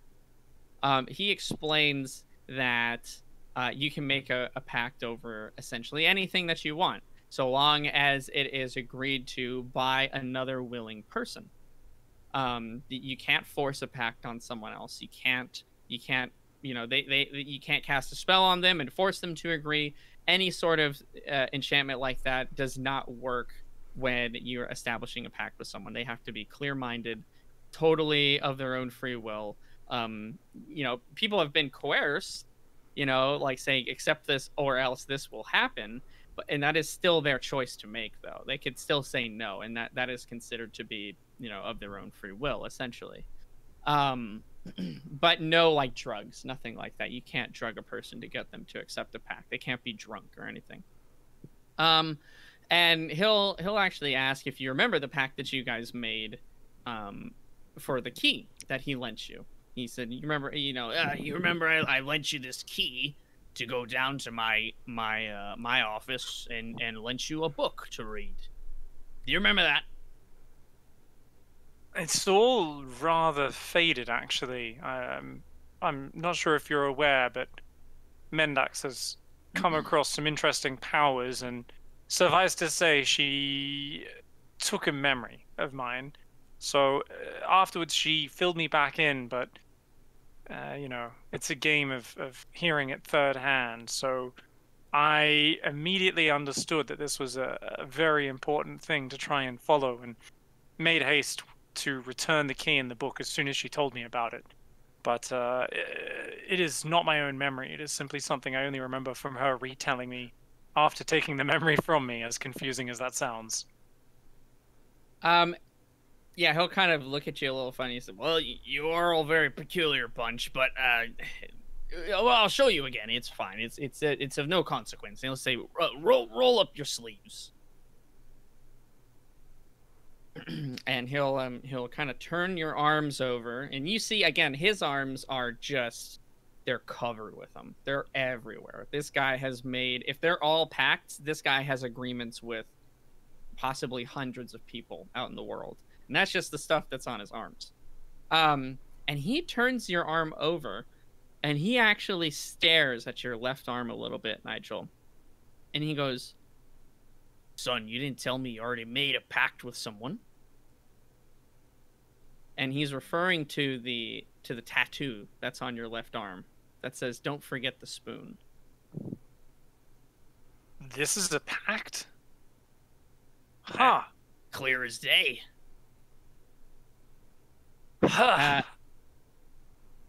Did you not know that? I knew there was something there. I wasn't sure if it was pact magic. It was something very, very old. I knew that. But, it's to do with this. And I'll reach into my small clothes and, this seems like an ordinary silver spoon, but I recovered this from a very, very secret and magically powerful place. But my memory was wiped, as was our comrades. Each of us had a boon from said experience, and this was mine. Carl, you've seen his incredible scythe that allows him to jump between areas and kind of move the way a mortal being should not be able to move. I'm not sure if you've seen that Mendax also has an amulet that allows her to move through objects on will.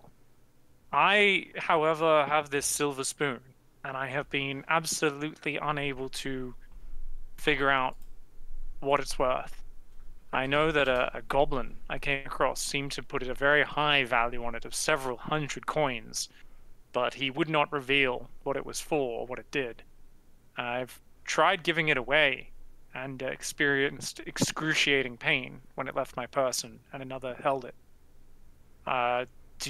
Can you tell what the pact involves by looking at it? And he'll kind of look at the spoon a little bit, and just like everyone else you've told this story to, almost have a little bit of a bewildered look.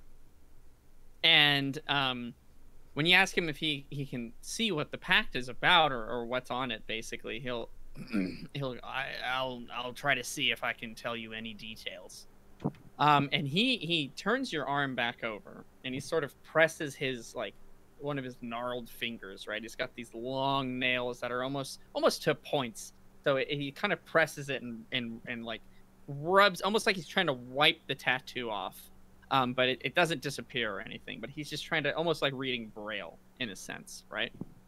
And he looks, he almost winces a little bit, like not like he's been hurt, but like he's concentrating like really hard, and he closes his eyes, and you see a bit of like almost this really deep black smoke begin to almost funnel from underneath his finger where it's pressed against your skin.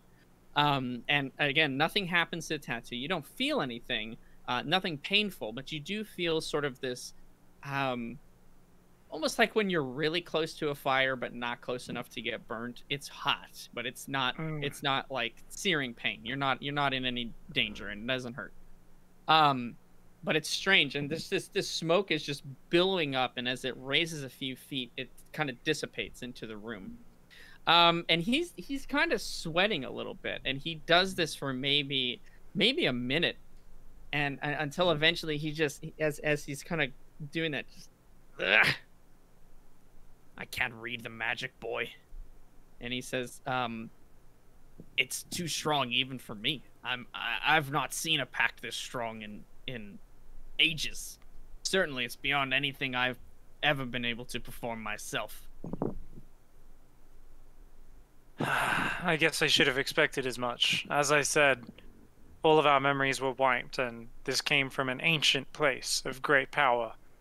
I'm not sure if some sort of minor god was even involved, but I guess for now it continues to remain a mystery, and the spoon is something that I always have with me, and yet I'm yet to realize its purpose or function.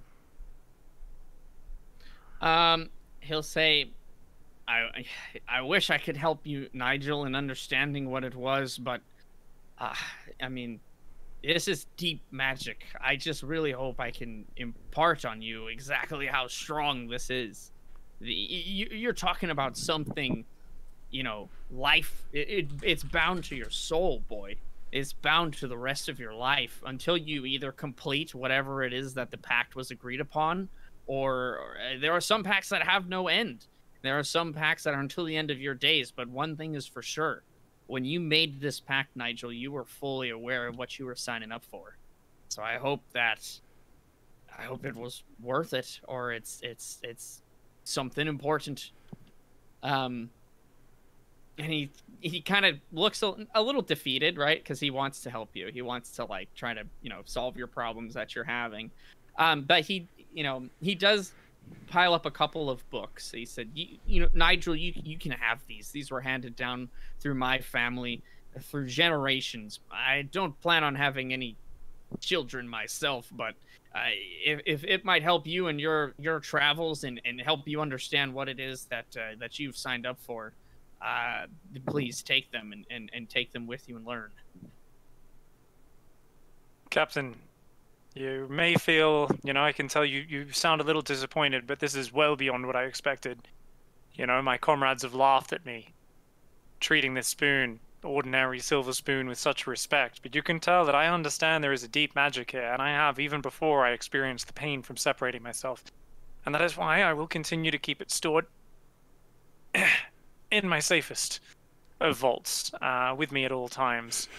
And it is good to at least know that this is pact magic, and that I agreed to something knowingly, and I knew that there was a good reason for it. And so I can at least logically, hopefully over time, ascertain what that purpose was. And I'll continue to investigate it. The fact that you've gifted me these books, this means more than you could ever know. Thank you for taking me into your family, Captain. Of course, boy. Happy to help where I can. If you ever are curious about anything in those books or don't understand something, you just look up old Captain Snicklefitz and I'll be happy to help. Yeah, and essentially with that, if you do have any questions, if you want him to demonstrate a pact or anything like that, he's more than happy to help you. He'll set up just like basic, like super fast ones, like I'll hand this to you and you hand it back and your pact is completed kind of deals. But you can see how that process works. Well, basically that's it. I mean, I would say, I was already bored in the first few weeks of the journey trying to find books to digest, and as a alpha nerd of learning who is very comfortable doing that, I will attach myself to this book and be practicing pacts as much as possible, constantly trying to bug Carl and Mendax to do little pacts with me to, borrow a stone or a thing, and I'm trying to practice it and slowly add as much detail as possible, and constantly harassing him with questions as I go for the rest of the journey to try and get a basic understanding of it. But essentially, I can make up the pact. How does the punishment work? Because I'm sure that varies. And see, that's a good question. You will find more info in the book, of course, but from what I can demonstrate to you, it works almost just like any other spell, right? You as a wizard, you understand that not all magic is the same. Some magic is weaker than others, and some rival the power of the gods themselves. When you deal with pact magic, it works very much in similar ways. The terms, the subject matter, and the consequences themselves all vary depending on the strength of the spell that you're casting. Because at the end of the day, it is magic that you're doing. Essentially, when you start out, you'll only be able to do minor pacts that have a relatively short time. A few days, a week, possibly. For minor tasks or contracts, retrieving an item, showing up to a specific location at a specific time, those kinds of minor things. And the consequences themselves are going to be fairly negligible but annoying. You might get somebody, sick with the common cold, have a minor headache, things of that regard. Nothing deadly, nothing life-threatening. Inflict a week-long hangover on somebody or something like that. Exactly. The smell of soiled underclothes around their person for the week to come. Essentially something of the such. Very minor. You'll know because if you try to cast a contract on someone and it doesn't work, one of your terms, consequences, or the subject matter was just too strong for what it is you were trying to accomplish. Hmm.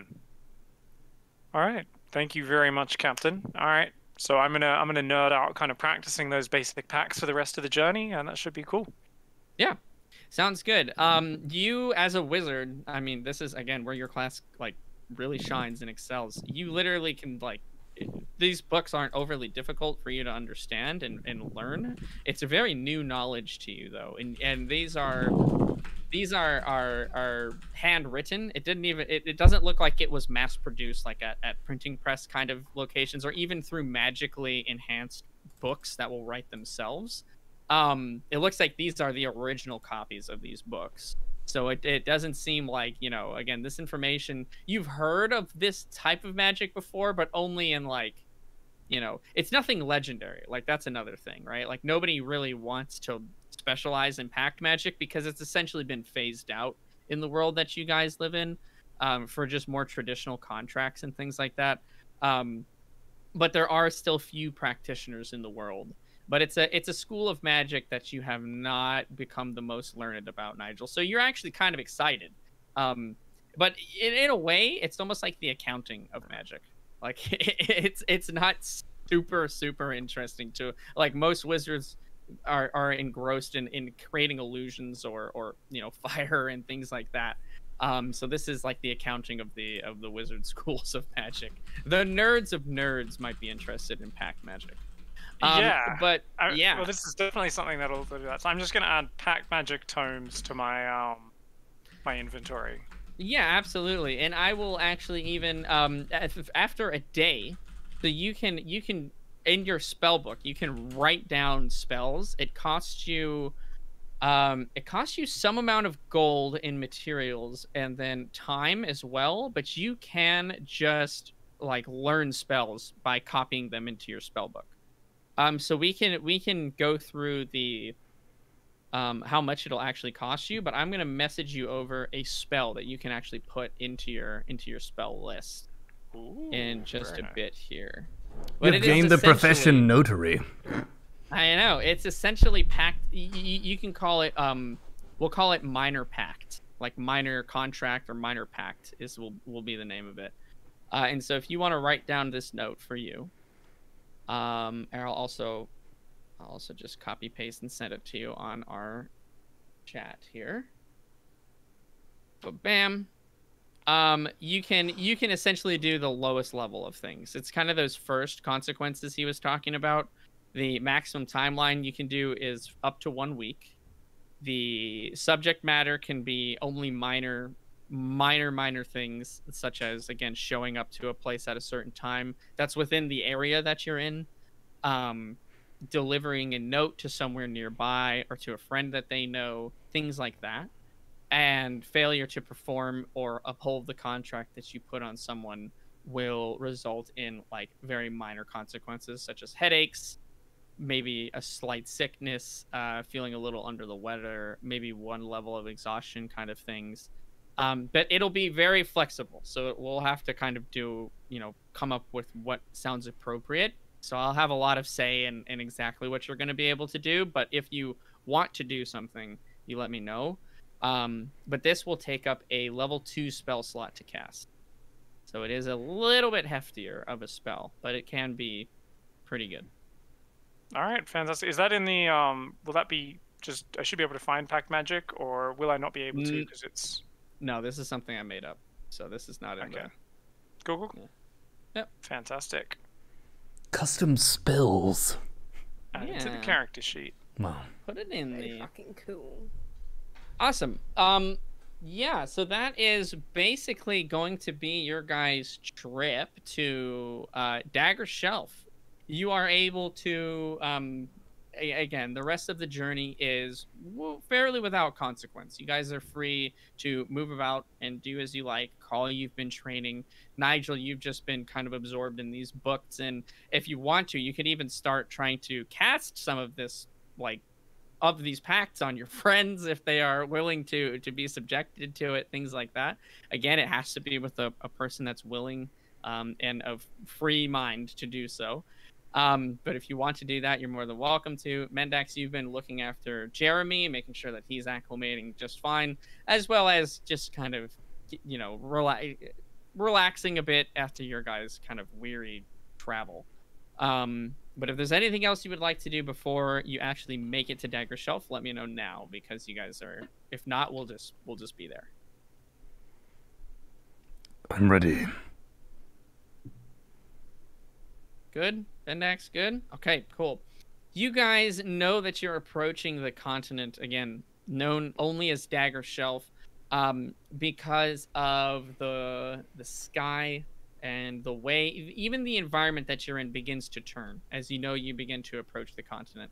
The sky turns almost like a mixture of gray and white. There's no more sun that's shining through. It looks like this area is in a perpetual storm. It's not raining though, right? It's just snowing. But it looks like the cloud, or rather the sky is just perpetually covered with clouds. The ocean itself seems to darken even more so and turn a very almost stale gray color. It doesn't look very natural. It looks dead and bleak and just dismal and dark. There are large columns of ice, almost that looks like spikes that jut out of the ocean. They're the only color really in this sort of backdrop of dismal gray. They are this like translucent, almost shining blue, just from like the purity of these ice crystals that are almost like being shoved out of the ocean in a way. And after another maybe days of travel, as you guys approach, you see that there is now ice that's just all on the top of the water, that you guys are able to go through with pretty much no issue. It's not like it's, thick sheets of ice or anything like that, but you're breaking it up. You guys can tell you are at the north end. This is as far north as you guys have ever gone. And you eventually do land on the continent itself. It is just as everyone has described it that's been there. It is a frozen tundra. It is bleak. It is just snow-capped everywhere, and it's dark and gray. Those same ice pillars are sort of smashed through the continent itself. Every now and again, scattered around, you can see that there's snow that's kind of precariously sitting on top of them. That does sort of fall off in sheets every now and again as too much accumulates and the weight of it just kind of piles down. If you jump off the ship onto the land, right there, everyone's kind of unboarding just to see. Some people have never been here before. Not that anyone would really ever want to be here, but they've made it this far. They might as well see what it's all about. And it is just sheets and layers of snow that is actually a little bit difficult for you guys to trudge through. You're able to do it with some labor, but you almost have to kind of push the snow out of your way. You guys have the cloaks that Master Nivix gave you, which are magically enchanted to give you some protection against the elements, and specifically cold and frost and snow. And it's performing quite well, but you're still needing to bundle up 3, 4, 5 layers even, and you're almost you're not blimping up, if you will, but you're looking a little thicker than normal, let's say, because you guys just need to insulate that much against these elements. You find that you do need to at least wrap your feet because it is way too cold here. You can't proceed forward without any shoes or anything like that. They even, the crew in Snicklefitz even gives you guys sort of special socks in a way that are made of just this really, really sort of dense cloth material to try to insulate your feet against the elements. Same thing with the glove, they give you gloves that do very similar things. Because you feel that the clothing that you guys had was just not going to cut it out here in the far north.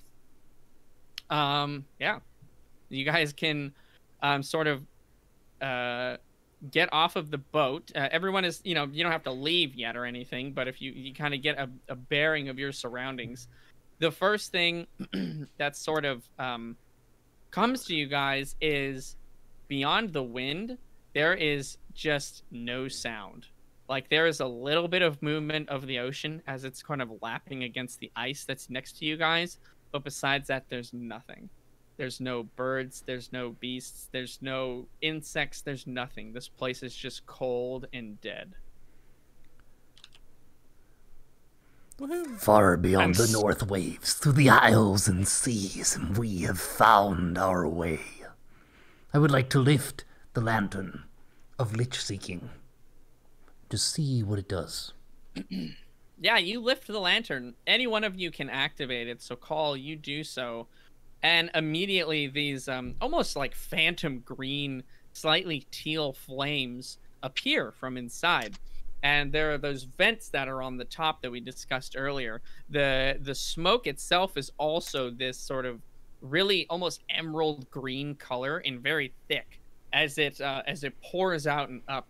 And after a few, we'll say just a few seconds, Call, it begins, even though the wind is coming towards you guys, the smoke is going in the opposite direction. You see it trailing off for maybe 5 or 6 feet before it dissipates. And it's pointing you in sort of like a northeastern direction.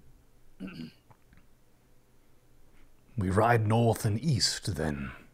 Or trudge, I guess. That's what we're doing. Trudging. There's going to be a lot of trudging. Snicklefitz will come down, and again, everyone is like freezing cold, so he really doesn't even want to be down here for very long. He'll say, because he has intended to take you guys back as well. It's a journey there and back. So he'll say that he'll wait here essentially as long as they can. At least a week, 2 weeks or so until it seems like we need to leave. But we'll give you guys as much time as possible. You need to be back here within 2 weeks at minimum.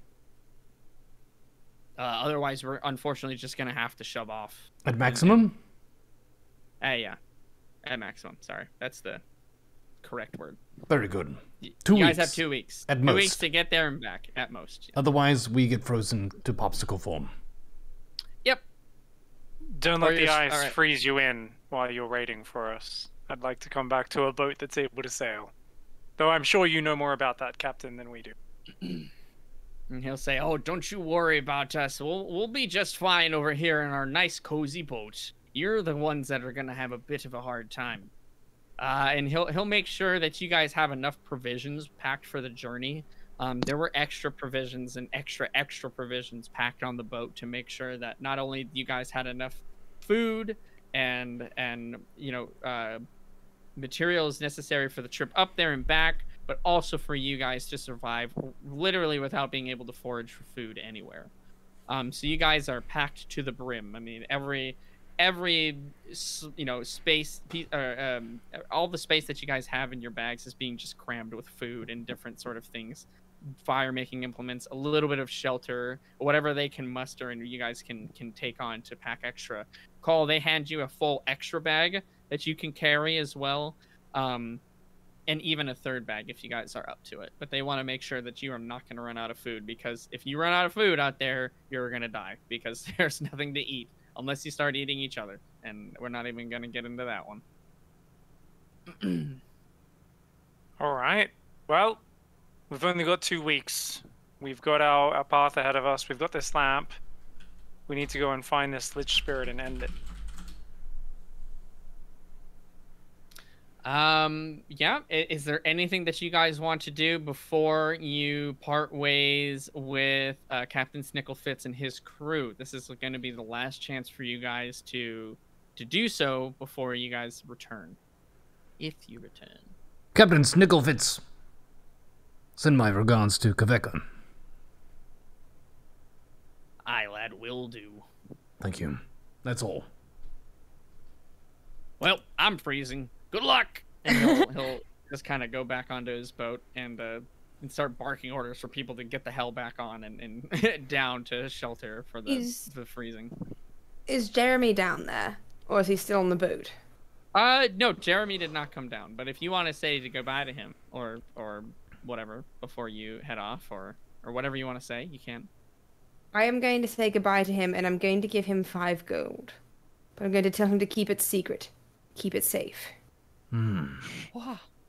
And that's Jeremy. No, calm your shit ass down. Okay, this is not just for fun. This is emergency. I've got 5 gold. I swear to God, I will take it. I've got 5 gold. I will take this shit back. I'm rich.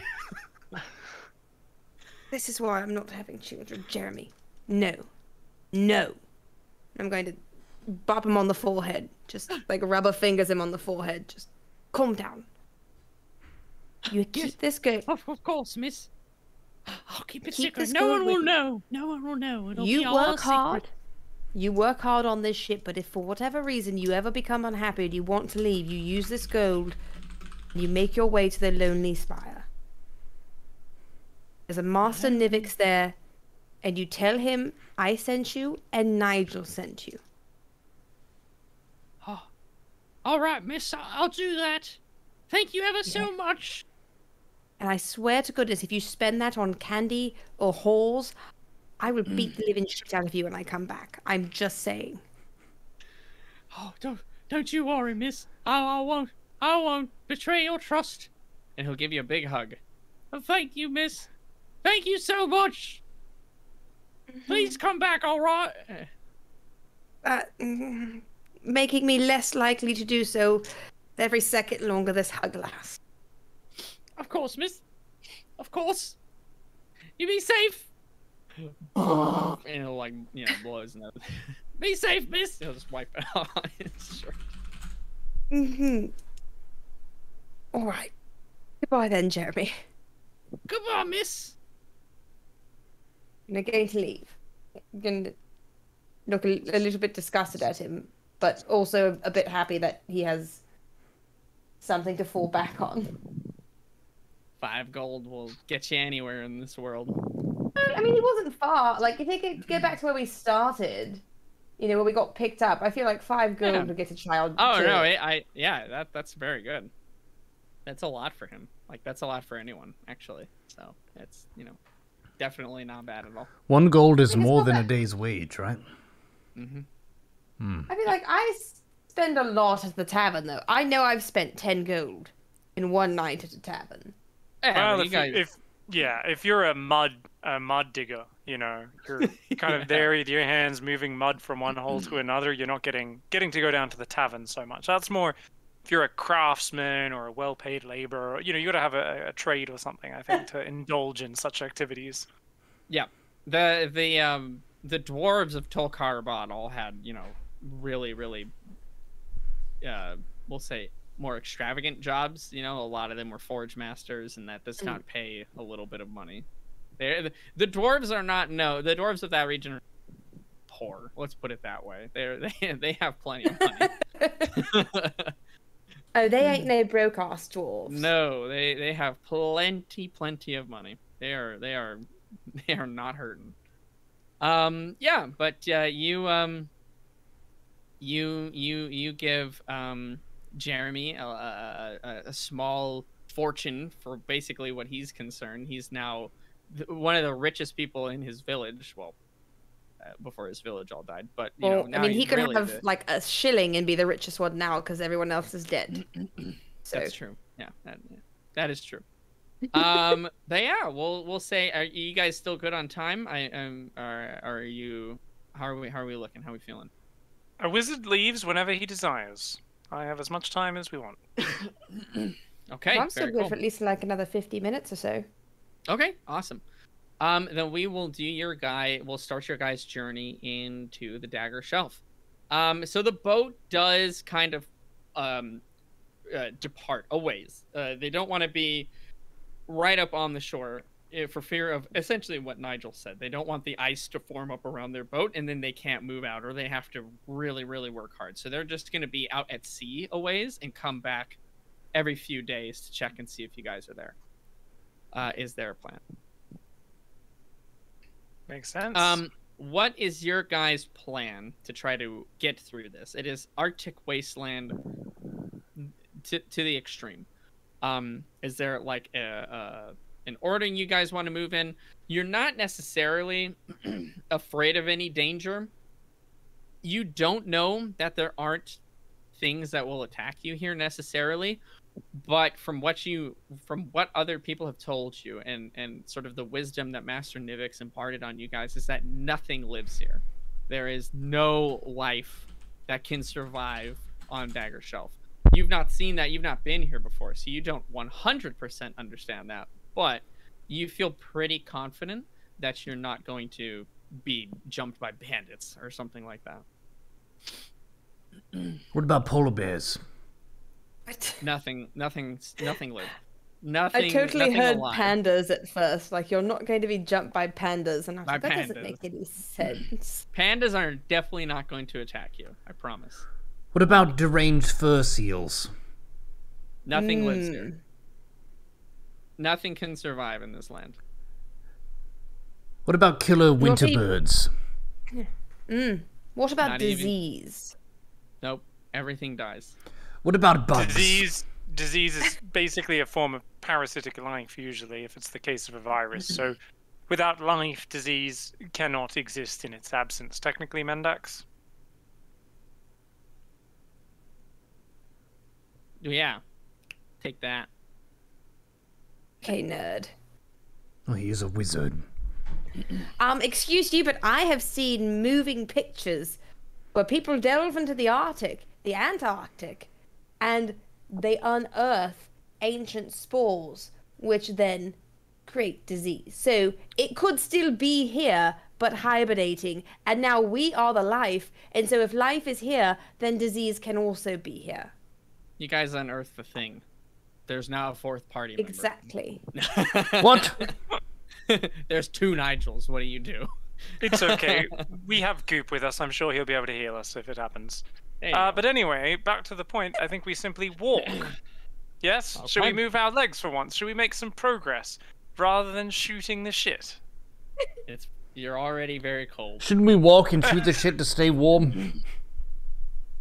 Fair I enough. think so. Keep our minds off guys- the code. You guys trudge forward, and that is truly the best word for it. You're trudging forward. Whoever is leading the front, you're essentially by.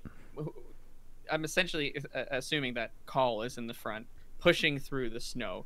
Mendax and Nigel, you guys are not having as much difficulty moving because essentially the way is being cleared, but it's still not super easy. It does take some time, even for you guys to keep moving forward. You do want to be careful as well. You're not trying to rush this by any means. You're kind of just trying to follow this lantern as best you can. Call, you have this lantern in your hand, and you're just kind of like trying to push through the snow essentially as it is. Like, are you trying to... Okay, yeah, so you're just trying to shove it to the side. It's not necessarily like towering over you. You're able to usually stay on top of some of the layers. As it gets deeper and deeper, it has compacted and it basically solidified into just like another layer of ice. But you do sometimes have to kind of shove more like where it's hilled up a little bit by each other. You guys are moving, like I said, about in like a northeastern direction. The lantern is the smoke that's billowing out of it. You guys recall back at the Lonely Spire that the smoke when it was activated was pretty weak. It was very faint and the light was very dim. But it still even then began like trailing towards... Oh no! Wait, I'm sorry. It was. I apologize. It was the exact opposite because you guys were in the same room as the rest of the Lich, and that's what it was attuned to. So I remember now. It was actually the exact opposite of that. It was extremely fierce smoke, and it was swirling around that coffin, that sarcophagus, and it was just billowing. This is definitely not to that level, but it is fairly strong. Did you guys activate the lantern when you were on the ship at all? Okay. So when you did so, that's when, I think that's where my memory of that was. That's when it was pretty faint and pretty weak, compared to what you guys experienced back at the Lonely Spire. So you can see that there's definitely some correlation to the distance and where you are compared to the thing that you're tracking. And it has swapped. It's not going towards the Lonely Spire where the rest of the Lich is, to where this fragment or this essentially sliver of its soul is now. So it's related to the distance from the Lich Essence and the quantity of the Lich Essence present in the location. Yep, Pretty much. Those are the two things that it will respond to. And it will, the smoke, regardless of wind direction or anything like that, it will constantly try to point you in that direction. It looks like it's basically just not affected by the wind. You can pass your hand through it. It does seem to kind of billow out of the way a little bit, but it mainly just kind of disperses around whatever is disturbing it and then reconvenes to go back through on the pathway. If there is a particularly strong gust, like sudden gust of wind, it looks like it will kind of almost dodge out of the way for a second as it's pushed, and then try to recorrect itself so that it's heading towards the location once again. So you guys, as a TLDR, you feel pretty confident that this thing is working, because there would be nothing worse than if you got here and then suddenly this is just like, well, okay, it doesn't seem to be working, guys. So no, you guys feel pretty confident that it is working as intended. You do not know how long it's going to take you to get there. You know that Daggershelf, the entire continent itself, is fairly large. It is probably, if we look at the map, it's probably about an eighth of the size of the total continent that you guys were on prior, the main continent. So it's pretty big. It's pretty big. There's a lot of traversal that you could do here. But Master Nivix did try his best to correlate where you guys were going to be dropped off roughly, so that you're not walking the farthest end to the farthest end or anything like that. So you're hoping, anyways, knock on wood, that you are near. You're somewhat near the place you need to go. You guys travel for, we'll say, the rest of the day. It is uneventful. Nothing is really happening. Again, it is just bleak and dismal. But it's snowing. Depressing. It's snowing, and it's snowing quite a lot, and it doesn't ever stop snowing here. At one point, your guys' trail does bring you past one of those like gigantic sort of ice crystals that almost look like, essentially the best way I could describe it as Jacob and not the DM, is like tectonic plates have shifted and, you know, crashed up a spike of ice through that, and it's refrozen itself. To you guys, you really don't know what the heck is the cause of like these pillars of ice that are just randomly jutting through the earth, but they're crystalline. They're so clear. There is that turquoise sort of tint to it, but it's almost a little surreal. It almost looks like a gemstone. Like the only time you've seen this type of material prior is of like this quality is, yeah, like gemstones maybe that you would see in really expensive shops that have guards and things like that. So you guys actually take some time to observe and take a look at one of these things. But yeah, you guys travel for the rest of the day. You do your best to set up camp.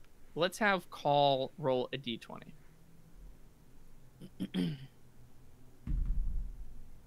A 5. You don't set up camp very well. Hey, I tried my best. I know you did. It's nothing to do with you. I just needed one of you to roll a number. It is extremely windy at the time that you guys begin to stop, to the point where it's almost difficult to hear your friends, and they're maybe only 5 or 6 feet away from you.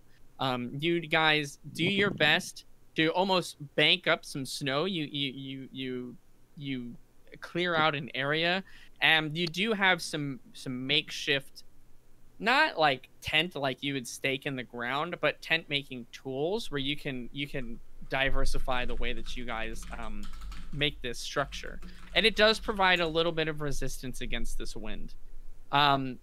You try to light a fire. Actually, you have Nigel with you, so you could use magic to do so. Yes, I will basically use bonfire very quickly because it's cold as all hell, and my fingers are numb, and my wand I'm struggling to even use correctly. But got it. Bonfire does the trick, and you guys are able to rest and get some amount of warmth back into your bodies, even with how layered up you guys are. It is pretty hot, but you're worried about you're worried about taking off any of those clothes because if you have sweat like in the most bottom layer, that will freeze just so quickly.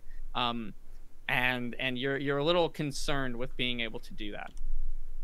The captain gave you guys essentially water mixed with hard liquor so that it would be a little bit more resistant to freezing, but not completely. You guys open some of your canteens and it is frozen solid. I mean, just completely frozen. You do have a fire though. You can warm it back up.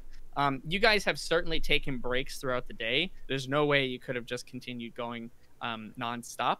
And Nigel has done bonfire every time that you guys have needed to, which has provided some comfort, some warmth, some light, and just such a dreadful area that you guys have found yourself in.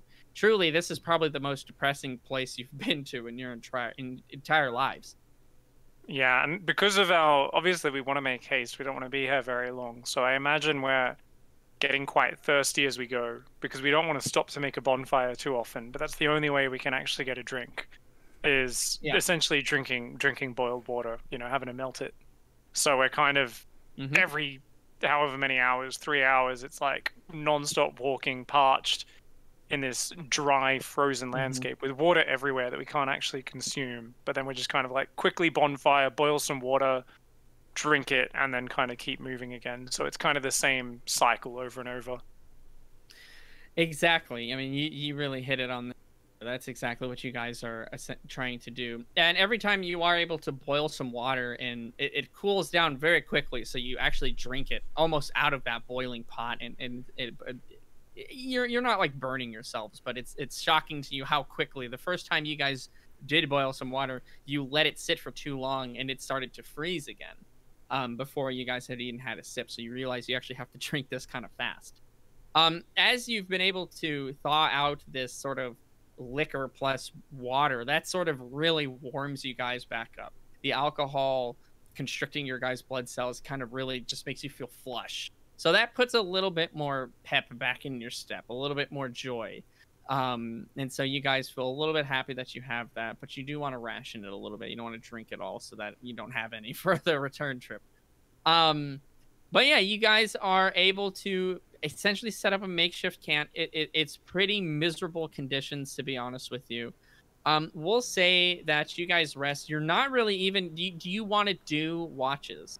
Do you want to have somebody post up for watch, or do you want to just try to all rest? Well, you said there's no life here, so what would we keep watch for? I guess storms? Maybe? Up to you guys. Again, it's what you've been told. Do you know that 100%? No, not necessarily. But it's what you've been told. You feel pretty confident that you're not going to be attacked. But you can't ever be 100% sure. So I just wanted to give you guys the option before I say something happens. Or doesn't happen. Wink. I'm happy to risk it. I think we'd all be tired and we want to make this journey as quickly as possible to make sure we get back. Agreed. I think I'd have a bit of a tough time falling asleep, not just because of the code, just kind of checking every so often, but yeah, I don't think I would stay up for an actual watch. Yeah, no, definitely. I would say that it's not going to be an easy sleep for you guys. In fact, each of you roll a d6. A 5. A 6. Okay, you guys surprisingly, probably from your exhaustion, just your pure state of exhaustion, were able to sleep a decent amount. Now, the number you rolled, that's how many hours of sleep you were able to get throughout the night. It's not all in one chunk, and you guys kind of woke up scattered throughout it just from the cold, or maybe you rolled out of place and now you're freezing, so you have to kind of huddle back in with everybody. But you're able to actually get a decent amount of sleep, surprisingly, on your first night out here. But after you guys rest up, you of course have eaten some of your guys' rations, some of the smoked meats and preserved food, some of that hard tack crackers and things like that, that won't spoil or can be eaten cold. It doesn't really have any water content, so it won't freeze. Those are the primary concerns. But yeah, you guys wake and well, unsurprisingly, you're cold. You pack back up your camp and set back up on your way. You guys activate the lantern once again, and thank goodness, by the way, for this lantern, because everywhere just looks the same. If you accidentally were to get turned around or something like that, there would just be no real finding your way out of here. And that sort of sparks a little bit of worry in your head, Nigel, because you're not actually 100% sure how you're going to find your way back to the boat afterward. Yes, that does occur. So can we see the sun, or is it too dark? 99% of the time, it's too dark.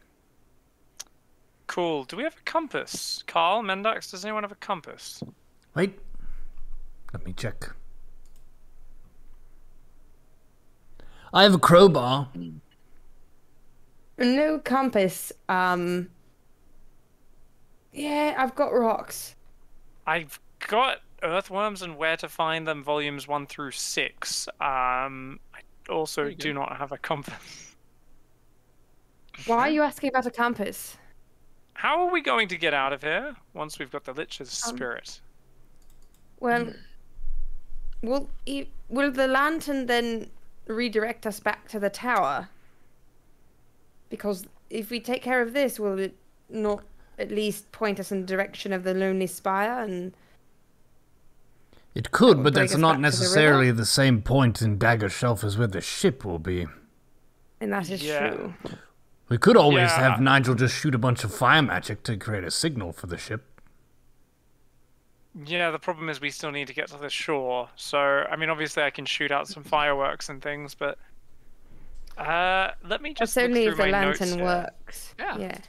Yeah. You I mean, do it's- feel, though, Nigel, that the lantern will lead you back to Lonely Spire later, and almost you're kicking yourself a little bit that you didn't realize that.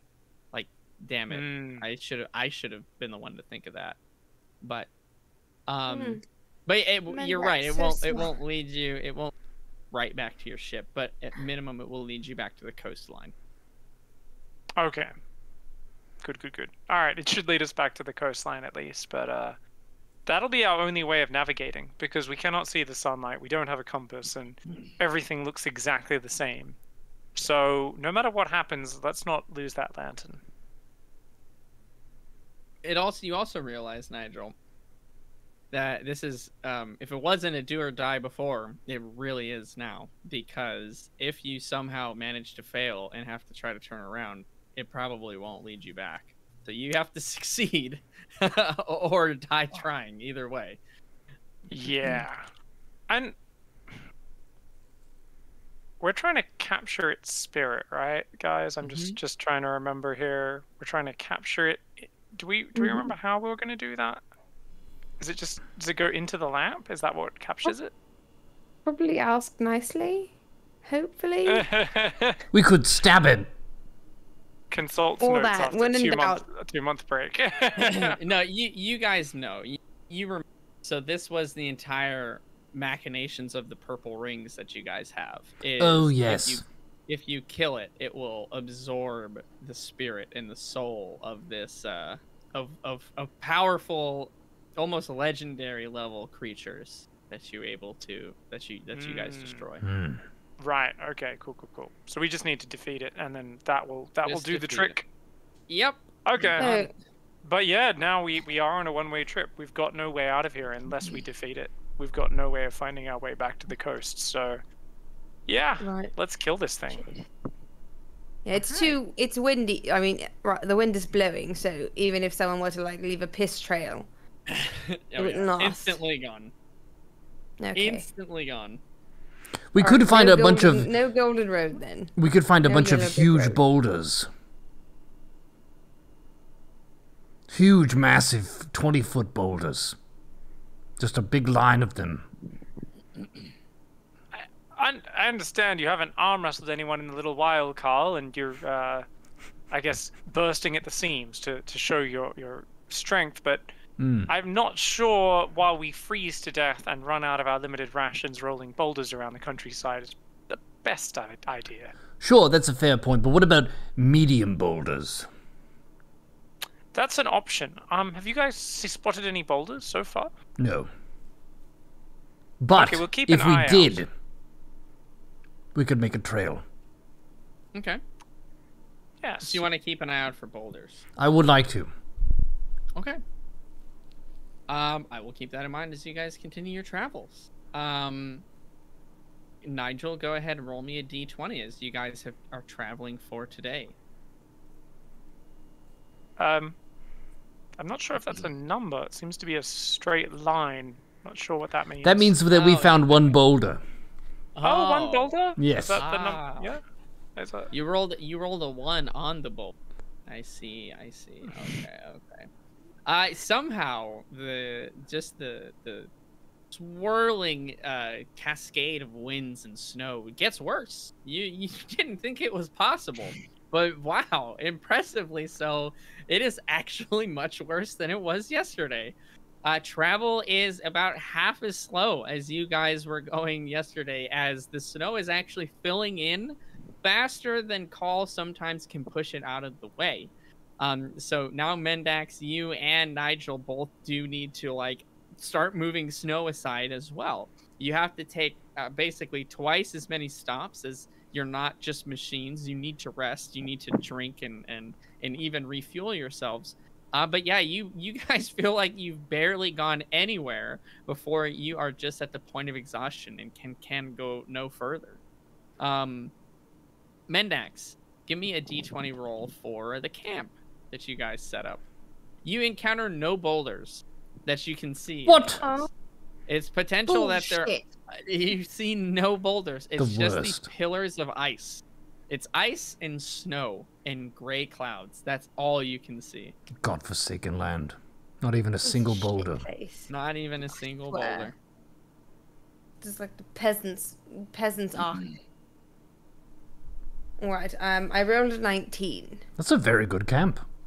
That is a pretty decent camp. Given the condition that you guys are in right now, it's still a truly dreadful day. The wind picking up and just making it an absolute nightmare to set up. But once you're able to clear out an area, you, whether it be by frustration or luck or a combination of the two, are able to set up a nicer camp than you were able to yesterday. It's more comfortable. You guys actually feel a little bit more at ease now that you're not having to just trudge through the snow any longer, and you can warm up some of that liquor water, that fire water that Snicklefitz gave you, and rest and just try and recuperate yourselves. Give me a d10 roll. Everyone? Everyone, yeah. Everyone.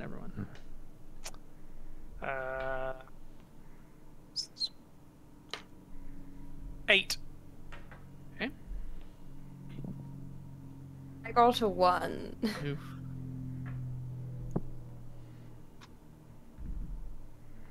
I also got a 1.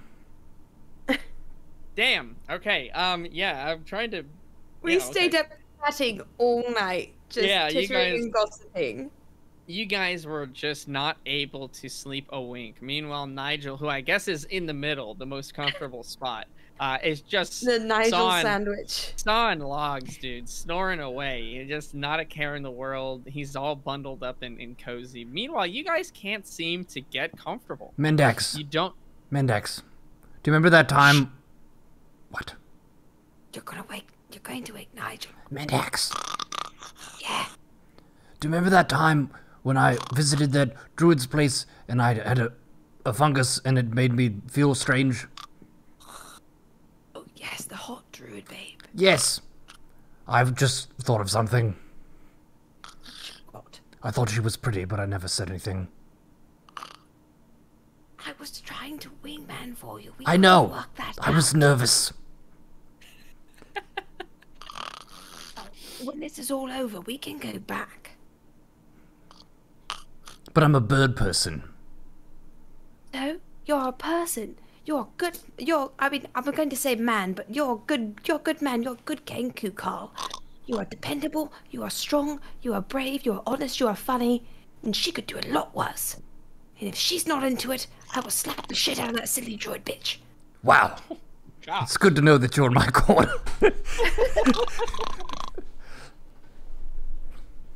Yeah, you I think guys. she was a bit into it anyway. She gave a little wink as we left. I do remember that.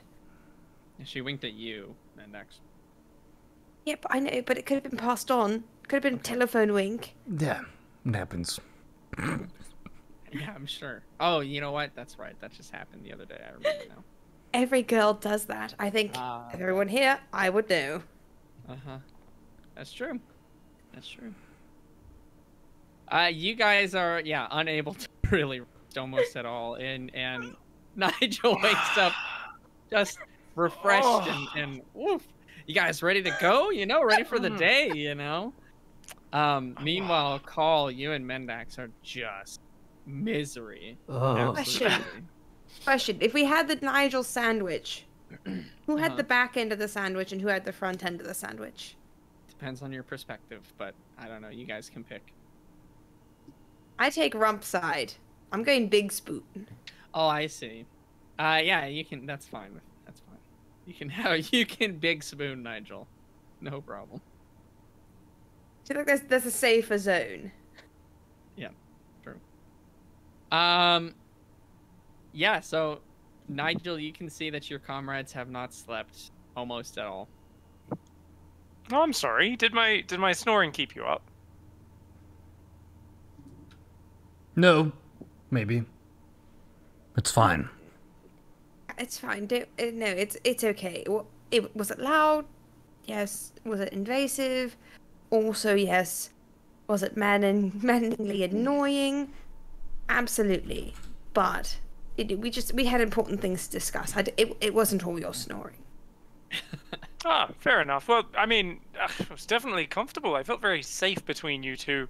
Our combat formation, I think we should keep this as our sleeping formation every night as well. But no time to waste. Let's get up, break down camp. I think today's going to be a better day.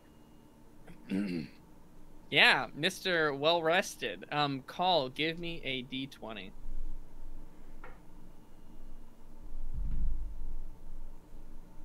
$18. Okay.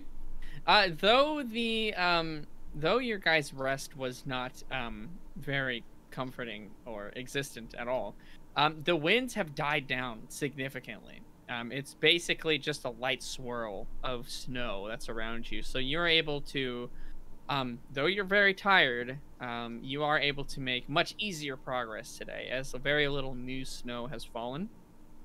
And certainly no snow is filling the gaps that you guys are leaving very quickly. In fact, you can look back and you can see that the trail that you've made is almost completely undisturbed. Whereas the day prior, it would fill up very quickly. So you guys break down camp and you head out for the day. Making really good progress. It's cleared up, and in fact, the sun has come out a little bit. And you can see once the sun is out, it really kind of makes the land pop a little bit more. The colors are a little bit more vibrant. It's the sort of the light gleams off of those shining crystalline spires that are jutting out of the ground, and it almost gives it a sense of beauty. It's something kind of very pretty to look at, and it kind of inspires you guys to make more progress today than you had previously. So much so that in the distance you can start to see sort of more of these crystalline spires that are jutting out of the ground. As you'd been traveling so far, it's been one every mile or so, maybe, if that, just one every so often. You'd see maybe 4 or 5 during the day as you guys have been traveling. You can see off in the distance that it looks like they are much like higher volume. And you funny enough, the smoke from the lantern is pointing you guys in that direction. And you see that about halfway through the day. And so you still have the other half of the day to go. You stop for a moment, rest. Nigel does his bonfire. You guys warm up some liquid. You try to reheat a little bit of that food that you guys have. And you guys eat and drink and set off for the rest of the day.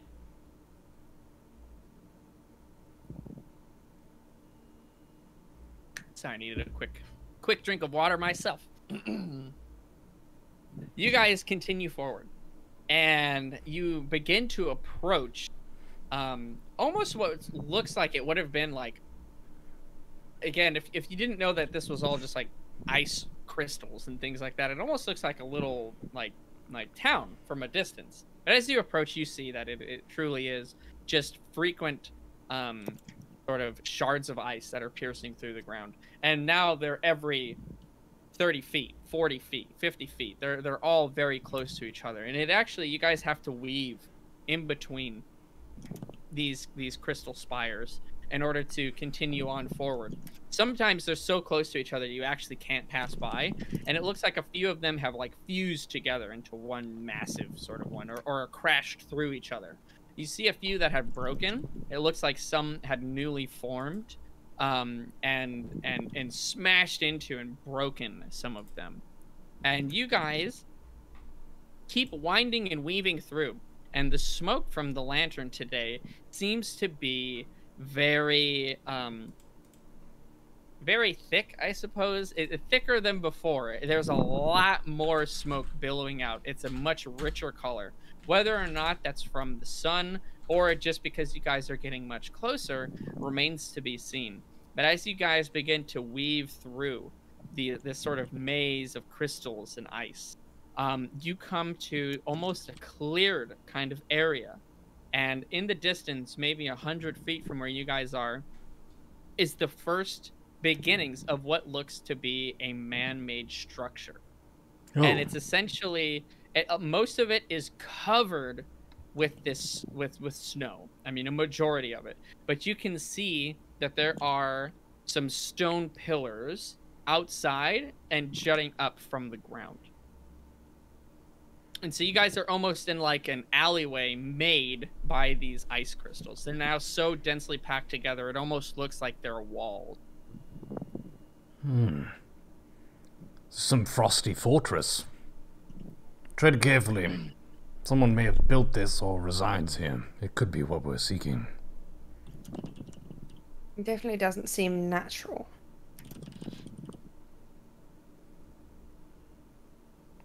Yeah. Do you guys want to approach? What do you guys want to do? Take stock of your weapons. Make sure our potions are at the ready. I pat Goop and brush the snow off him and check that he's good to go. You like fix his little ascot? We give him a scarf. Right. Yes. I think you did once. I think he's had a scarf for quite a while. Yes, actually. He has. He's had an ascot for a bit. Yeah. I want to rearrange that, make sure it's nice and straight on him. He's very dashing. Yeah, you guys have your weapons, and Call, you check the lantern again, and it is indeed smoke is pouring right towards that structure. Whoa. Alright. Better have your war face on. We will approach. Carefully. Quietly. Okay. Same formation, Call in the front, then Nigel, and then Mendax. There's definitely enough room for you guys to stand side by side if you wanted to and walk forward. But you guys let me know how you want to approach this place. I feel like maybe I don't feel like we have a whole lot of threat from behind this time, so maybe Nigel in the far back. Okay. Maybe yes. It's up to Nigel. I'm not going. Forbid it from me to disturb the Nigel sandwich and making it a Nigel open face sandwich. I think the open face sandwich could work for now. My spells are ready. I'm checking all of my slots are clear. I've updated my hit points and so on. I'm not sure if Carl's is updated. I think it is now. My what? My health? I should have been fully healed by now. Yeah, you guys are certainly fully healed by now. I'm just updating everything on the character sheet to reflect that. Alright. My wand is ready. My spoon I have in the central protective position, providing a little bit of extra armor. And yeah, I think I'm ready. Ratty is here on my shoulder. Goop follows along the side.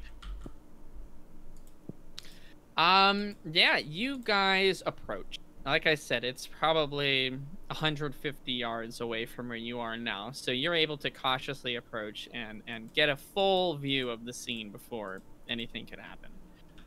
You guys walk forward, and it definitely with the ice pillars being so kind of crowded, it's actually a little bit warmer in this area, and the wind is not nearly as bad because there's only an opening by where this structure is.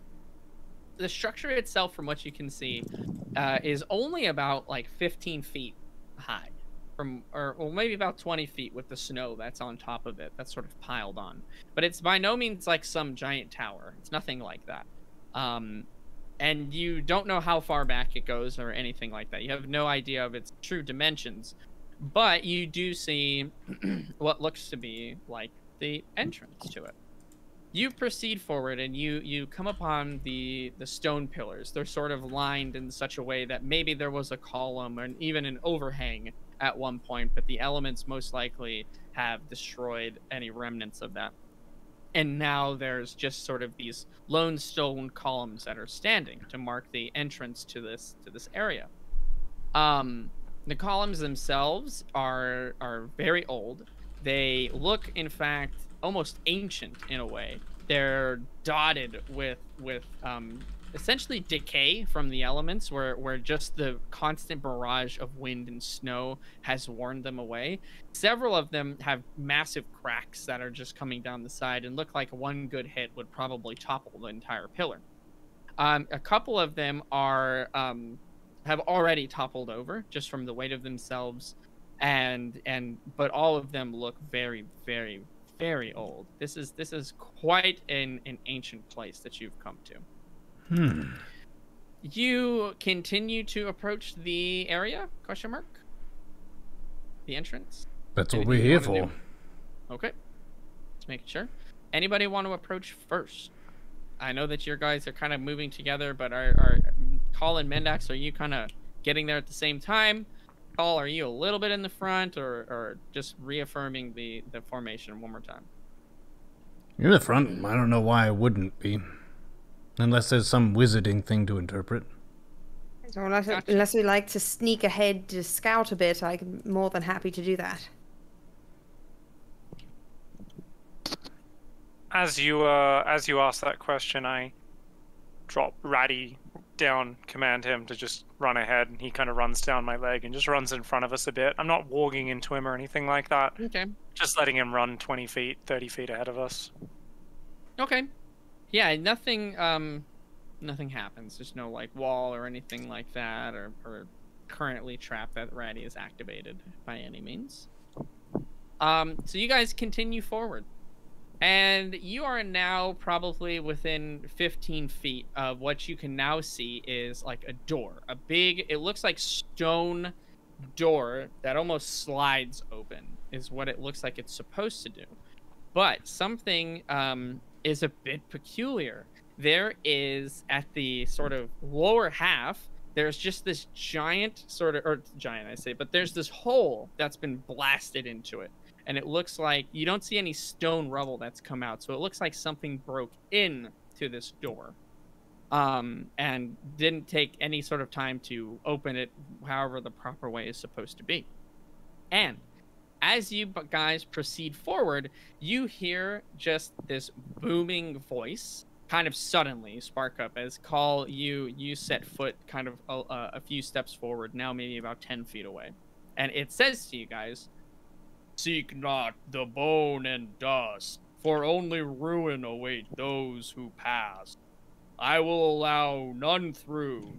Turn back now or face destruction by my hand." And you like look around, like everyone is like, "What the hell? Like what is this?"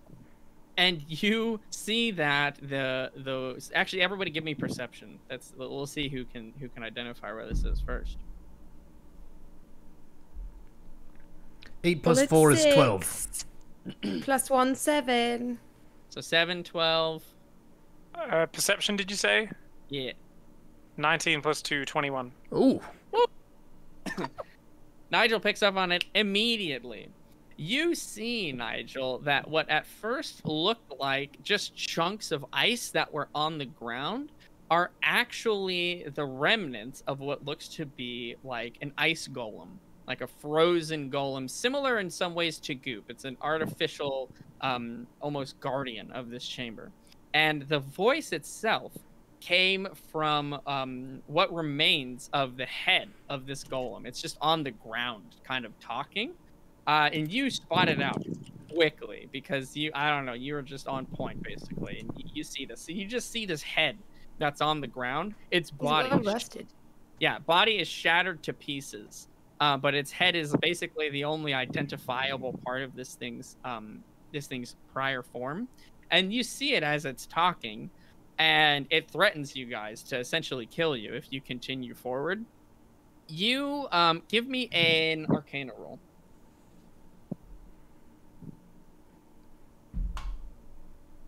7. I think I've got a +5 on Arcana. Yes, I do. 12. Okay, that's gonna be good enough here. You sort of have become more experienced with golems and their function as you've become more accustomed to goop and have done a little bit of research in the area, and you now identify. So this was indeed an ice golem at one point, so you can say that for sure. Something has destroyed it, and that last line of text that it said is the last of its entire magical essence, and now it is just a frozen hunk of ice on the ground. That's essentially it's like a basic stone kind of chunk face, if you will. Well, it looks like we've come to the right place, and I point to the head on the ground that's speaking. The Guardian here, who's got such an imposing message for us, seems to have already been defeated. And I can imagine who might have come here before us. This seems promising. Who do you think came here before us? A certain spirit we're hunting? Do you think the sliver of this spirit was able to defeat a frost golem? I think if it had to. I'm kind of surprised that it even activated the golem, to be honest, but I wouldn't be surprised if it had enough power, even separated from its body, to do so. This isn't an easy fight. We're not simply here to pick up a weak spirit. This is a spirit of an ancient and powerful Lich Carl. Even separated from its physical form, I'm sure it still has devious magics and capabilities in its hands.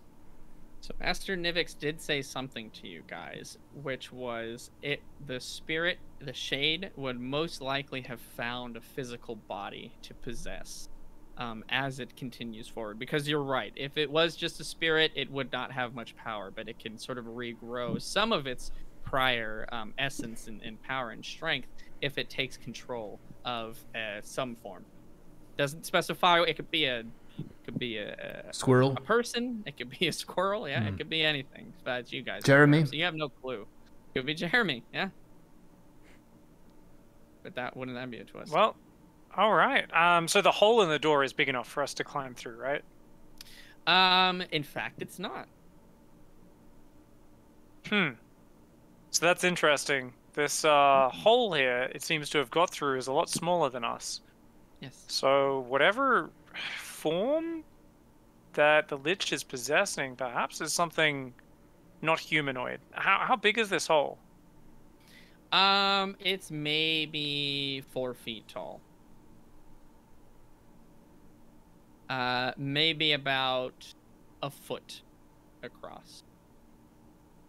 Okay, a gnome could easily fit through there. Do you think a goblin could have fit through that? I feel like one could. I mean, 4 feet tall, foot wide. Yeah, I think a goblin could. Yeah, I think maybe. there's a lot of different halflings that could probably make their way through there. Well, And you we'll don't have to know if keep our it's eyes something that's like just proceeded through or if it kind of squeezed through. You guys aren't exactly sure on that. And there's a lot of forms out there. Those are snake-like forms and that sort of thing that can squeeze through very, very small spaces despite being quite large. All right, well, Carl, you've been wanting to roll boulders around. How about you let some of those muscles go free? You want to kick the door in? I would love to kick the door in. Can we check to see if it's unlocked first? Sure. Essentially, okay, yeah, go ahead. Or is it frozen? Well, Carl, you come up to the door. There's no handle or anything like that. It's essentially, think of it like almost like the way an elevator door would be. It's like 2 doors, or 2 walls that are just like pressed together. So you need to like pry it open. Luckily, there's a hole that's there. So I don't think you'd be able to kick it. as you approach and you kind of feel like, you know, this hole that's made here, you see that the door is probably about 2 feet thick.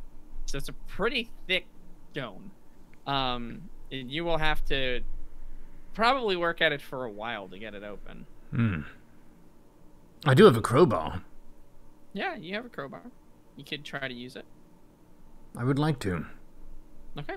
Give me a strength check. Okay.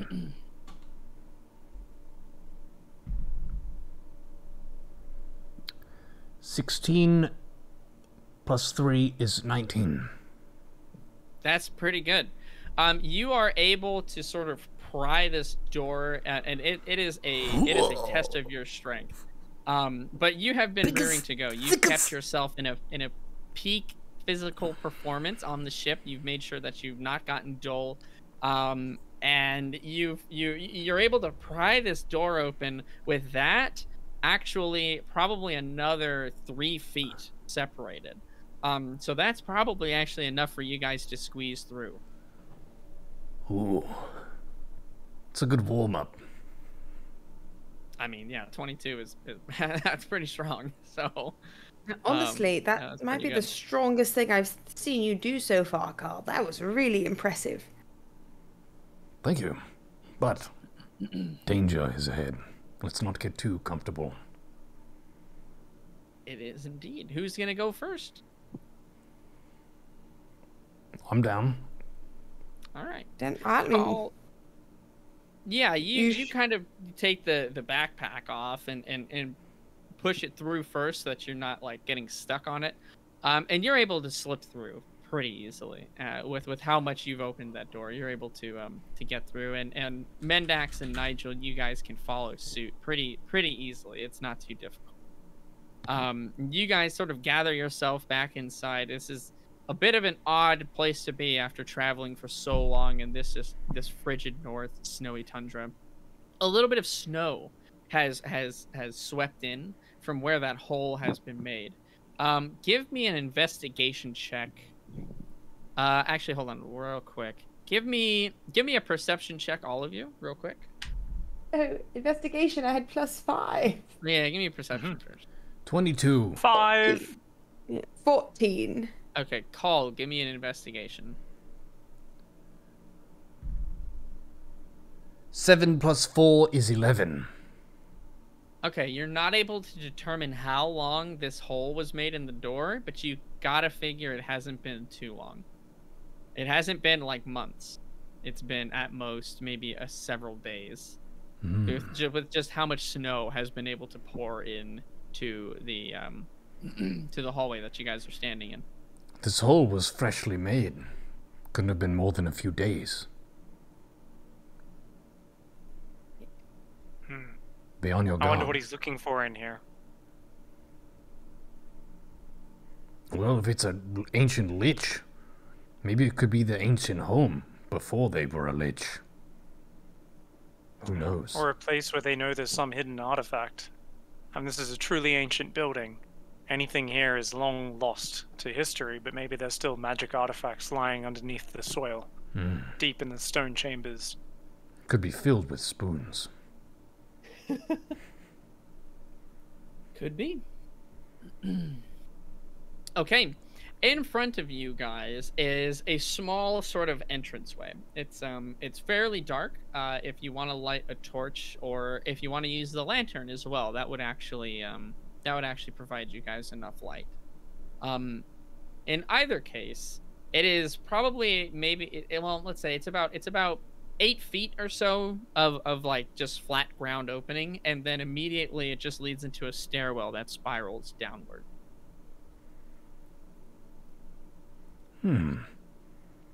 So it looks like this sort of housing that you're in is not very large at all, and is just to provide some kind of shelter and guard for the stairway to go down to the main whatever area this is. Questionable staircase in a frozen wasteland, guarded by a frost giant. Let's do it. Let's go. Okay. I'm going to take my rapier out. Sounds good. You guys begin to head down the stairs. It is you travel for maybe 2 minutes, but even traveling 2 minutes just walking downstairs, you're pretty far down. You've probably descended about 30 feet or so into the ground. You guys were making a fairly brisk pace, so you guys are pretty far down now. You can feel almost your ears pop a little bit as well from the pressure. And what greets you at the bottom of the stairwell is another room. This room is about we'll say 15 by 20 feet. As Call, you step down and you step onto the flat ground of the room. Blue torches kind of spark up on the sides, maybe every 8 feet, 5 feet or so. It just uniformly, they kind of spark up one by one, illuminating the rest of the room. On the far side of the room, you can see similar looking sort of stone slab doorways. These ones do not have a hole in them. And there are also runes on that doorway that sort of encase the entirety of the door frame itself. These, after the torches light up, begin to sort of shine this bright green, and encase again the door. The rest of the room is flat, and it's almost like a perfect cube shape. So this is man-made for sure. And in the very center of the room is a pedestal. As you guys proceed forward slightly, you notice that there's something on top of the pedestal itself, and it's this dark orb. And as you approach, the orb floats into the air and lights almost this very dark purple from within, almost like there's smoke swirling around inside of this orb. And it floats just above the pedestal itself. Each of you give me a wisdom save. Give me a wisdom save. 17 plus 2 is 19. 9 plus 4 is 13. Okay. 4 plus 1 is 5. Okay, each of you are unable to resist the telepathic message that something is sending out to you. And you each simultaneously receive the same message, which is, how many have come to claim the remnant of fire and flame? At least 3 more. Is that what you say? Yeah, I guess. Great. Give me another wisdom save. That's what Just Carl for would Carl, do. right? Nope, all of you. All 3 of you. Shit. Fuck me. 13. 9 plus 1 is 10. 9. Okay. That you could feel that message sort of fading away, and a new message pops into each of your heads that you can do nothing to resist. It's sort of, again, each received at the same time.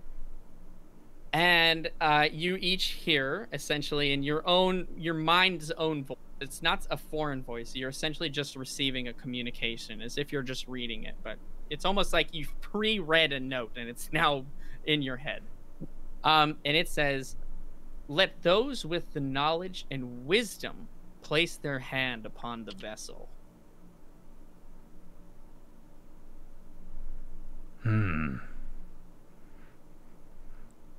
To look at Nigel. Which knowledge and wisdom? That's all it said. It said, "Let those with knowledge and wisdom place their hand on the vessel." I may not have as much wisdom as in some senses, but in terms of the sorts of magic that require studied wisdom, at least, a learned intelligence, I definitely have the most of those of our group, and I don't think I'm being forward to say so. But I also worry about what the hell we're doing here and what exactly it is that we're trying to achieve. We seem to be passing some sort of test, and I mean, this is probably the way that the spirit came before us. I guess we have no choice.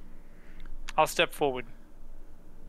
Okay. I would like to double check the lantern, just to see what it's doing, if it's doing anything different. Yeah, it is pouring, looking like it's going to the door. That's on the opposite side of the room. All right. I think forward's the only way. I'm gonna step forward and put my hand upon the floating orb. Okay, as you do, it sort of almost glow like outlines your hand. It sort of sparks up for a moment and flares up with light. It's not painful. It doesn't hurt. You're not in pain, but you can definitely feel something seeping into your body through your hand. Some energy, some magic. You don't know what, and you don't know what it is. You reflexively try to draw your hand back, and you realize it's stuck to this orb. It is like there is no, any part of you that has touched this orb is now stuck there. You don't feel necessarily imminent danger. You're not like actively being hurt or anything like that, but you cannot move your hand. But as soon as you put your hand on there, Call and Mendax, give me a wisdom save.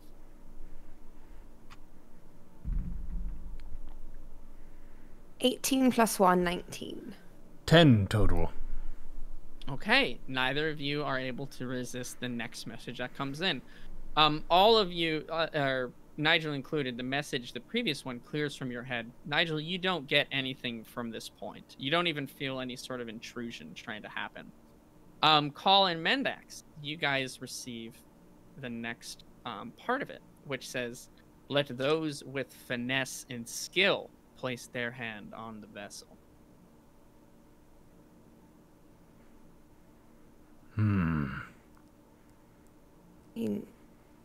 What kind of skill are we talking about? I mean, I do use a rapier, which is a finesse weapon. That's and true. I have mad foraging skills, however, you are excellent with a scythe. And you also have massive barbarian skills, just battle skills. I wouldn't call my fighting style very finessed, though. That is true. I feel like it... Yeah. And what if this whole thing is a trap anyway? Is there anything else around the room that we can see? I love that Nigel is on, and you guys are like, you know what? Maybe it's now a we trap. should think about it. Now we should think about this. I'm not- sorry. It Now wasn't that it could be a strange ball in my hand, I'm getting very upset. Getting very weirded out. You're free to inspect the rest of the room if you want. You take a look. You kind of just look around again. You only see the stairs back up. You see the door in front of you again with these green illuminated runes that are around the door frame, and you see the torches that are like a teal blue. I don't know what those runes mean, and I don't think we can go through them without Nigel being there to help us with that. And Nigel's not going to be much help with this handful of balls, so... Okay, I feel like I should go next. But if it starts to look weird, Carl, do you think you can scythe through that ball? I could try. I don't know what it's made of. The ball itself it looks like it's just like a pure almost glass with just this again purple glowing smoke kind of swirling within, almost like there's a light source in the middle and the smoke is swirling around, so it's kind of playing with the light a little bit. It is about maybe a foot in diameter, so it's not huge, but there's a room for multiple hands to be put onto it. I'm not going to let my boy Nigel go by himself. I'm going to go up. And I'm going to put my non-dominant hand on the ball, just in case I need the rapier. My non-dominant hand. No problem. You put your hand on the orb and feel a similar sensation to what Nigel felt. This energy, not like abrasively pouring into your body, but sort of seeping in through your skin. And your hand is stuck. You don't feel like you can move it. And in fact, when you try to move off a little bit, you get a little bit more of your finger stuck on there. You're a little cautious putting your hand on it first and didn't really fully just grab it. But as like more skin touches it, it kind of just glues itself, almost fuses with the glass, in a way. Yep, ball stuck to my hand. Yep. Ball stuck to my hand, Carl. And Carl, give me a wisdom save. 14 plus 2, 16. Okay, you once again fail to resist this telepathic message. Mendax and Nigel, neither of you received this. And it says, let those with strength and courage unlimited place their hand on the vessel. Unlimited? That's a bit generous. What's unlimited?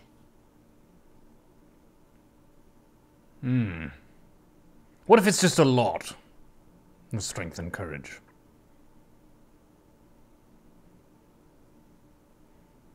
It doesn't respond.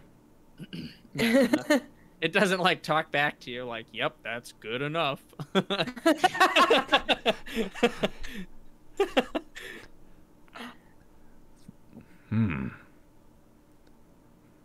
I'm wrestling with my confidence and humility right now.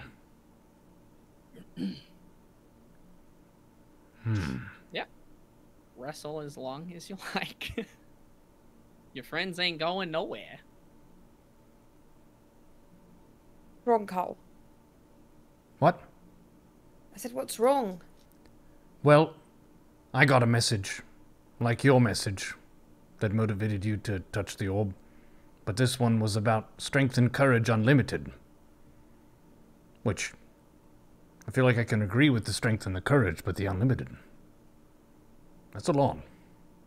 Well, No, maybe you- it's just courage unlimited, strength, comma, courage unlimited, in which case I feel like that's accurate to you. Could be. Could be. Yeah, you've also got to remember that these sort of ancient enchantments were usually put down by cults of, sorcerers and wizards, strange cabals, and all sorts of odd rituals and things. They're very, very prone to just speaking in over-the-top ways. It's not exactly meant to be taken literally. It's usually more just the gist of the thing. So it's more paraphrasing. Yeah. Analogies, if you will. They just like to be clever. Oh, sure, then I'll touch it. All right, you step forward and you place your hand on the orb as well. A similar thing, a sort of glow that permeates through, and you can see through your fingers for a moment, and this energy that begins seeping in. Almost you can feel it coming in through the palm of your hand and it's up through your forearm. And you as well. You are stuck to this orb. You cannot move your hand, maybe without like chopping off your arm, essentially. And each of you now, you don't even have to give me a wisdom save. You each receive a message called just moments after you put your hand on the orb, and it says, "The only escape is forward. To turn back is death. Have you the courage to face these trials without your strength, wisdom, and cunning?" Yes. Okay. Call, you feel the message recede from your mind. Nigel and Mendax, you both still have it kind of at the forefront of your mind. I'd rather face it with my strength, wisdom, and cunning, but either way, I'd prefer life than death. I'll go forwards. I mean, I'm on that same wavelength. I'd much prefer to keep all the positives, but if the alternative is, death, then onwards we go. Sorry, can we get verbal confirmation of that? Is that a yes? It's gonna need. You're just gonna need. Gonna give it a solid meh. I get a solid yes out of you. Yeah, an absolute. All right. Well, as if it can detect your willingness to go forward and your unwillingness to die at this moment in time, you feel something shift within the orb, almost as if it's alive, like something is inside of this orb. And the energy that was seeping into your arm seems to be more intensely growing. And as you feel more and more energy being poured into your body, you see that your eyes are actually starting to blur a little bit and get a bit fuzzy. In a similar way, not too dissimilar to the to that prison book that you guys accidentally picked up that one time. See our Wayfarers one shot that we did for GaryCon the other month. Anyways, and so it almost feels like you're just losing your senses. Your vision is starting to blur and it begins to blacken slowly but surely, and you feel yourself fall backwards. But you don't feel any thud. You don't feel yourself hit the ground. But the next thing you know, you wake up. You blink your eyes open, and you can tell you're in the same room, kind of very quickly. You haven't moved. It just looks like you've fallen back from the orb that's in the middle. Each of you roll a perception check.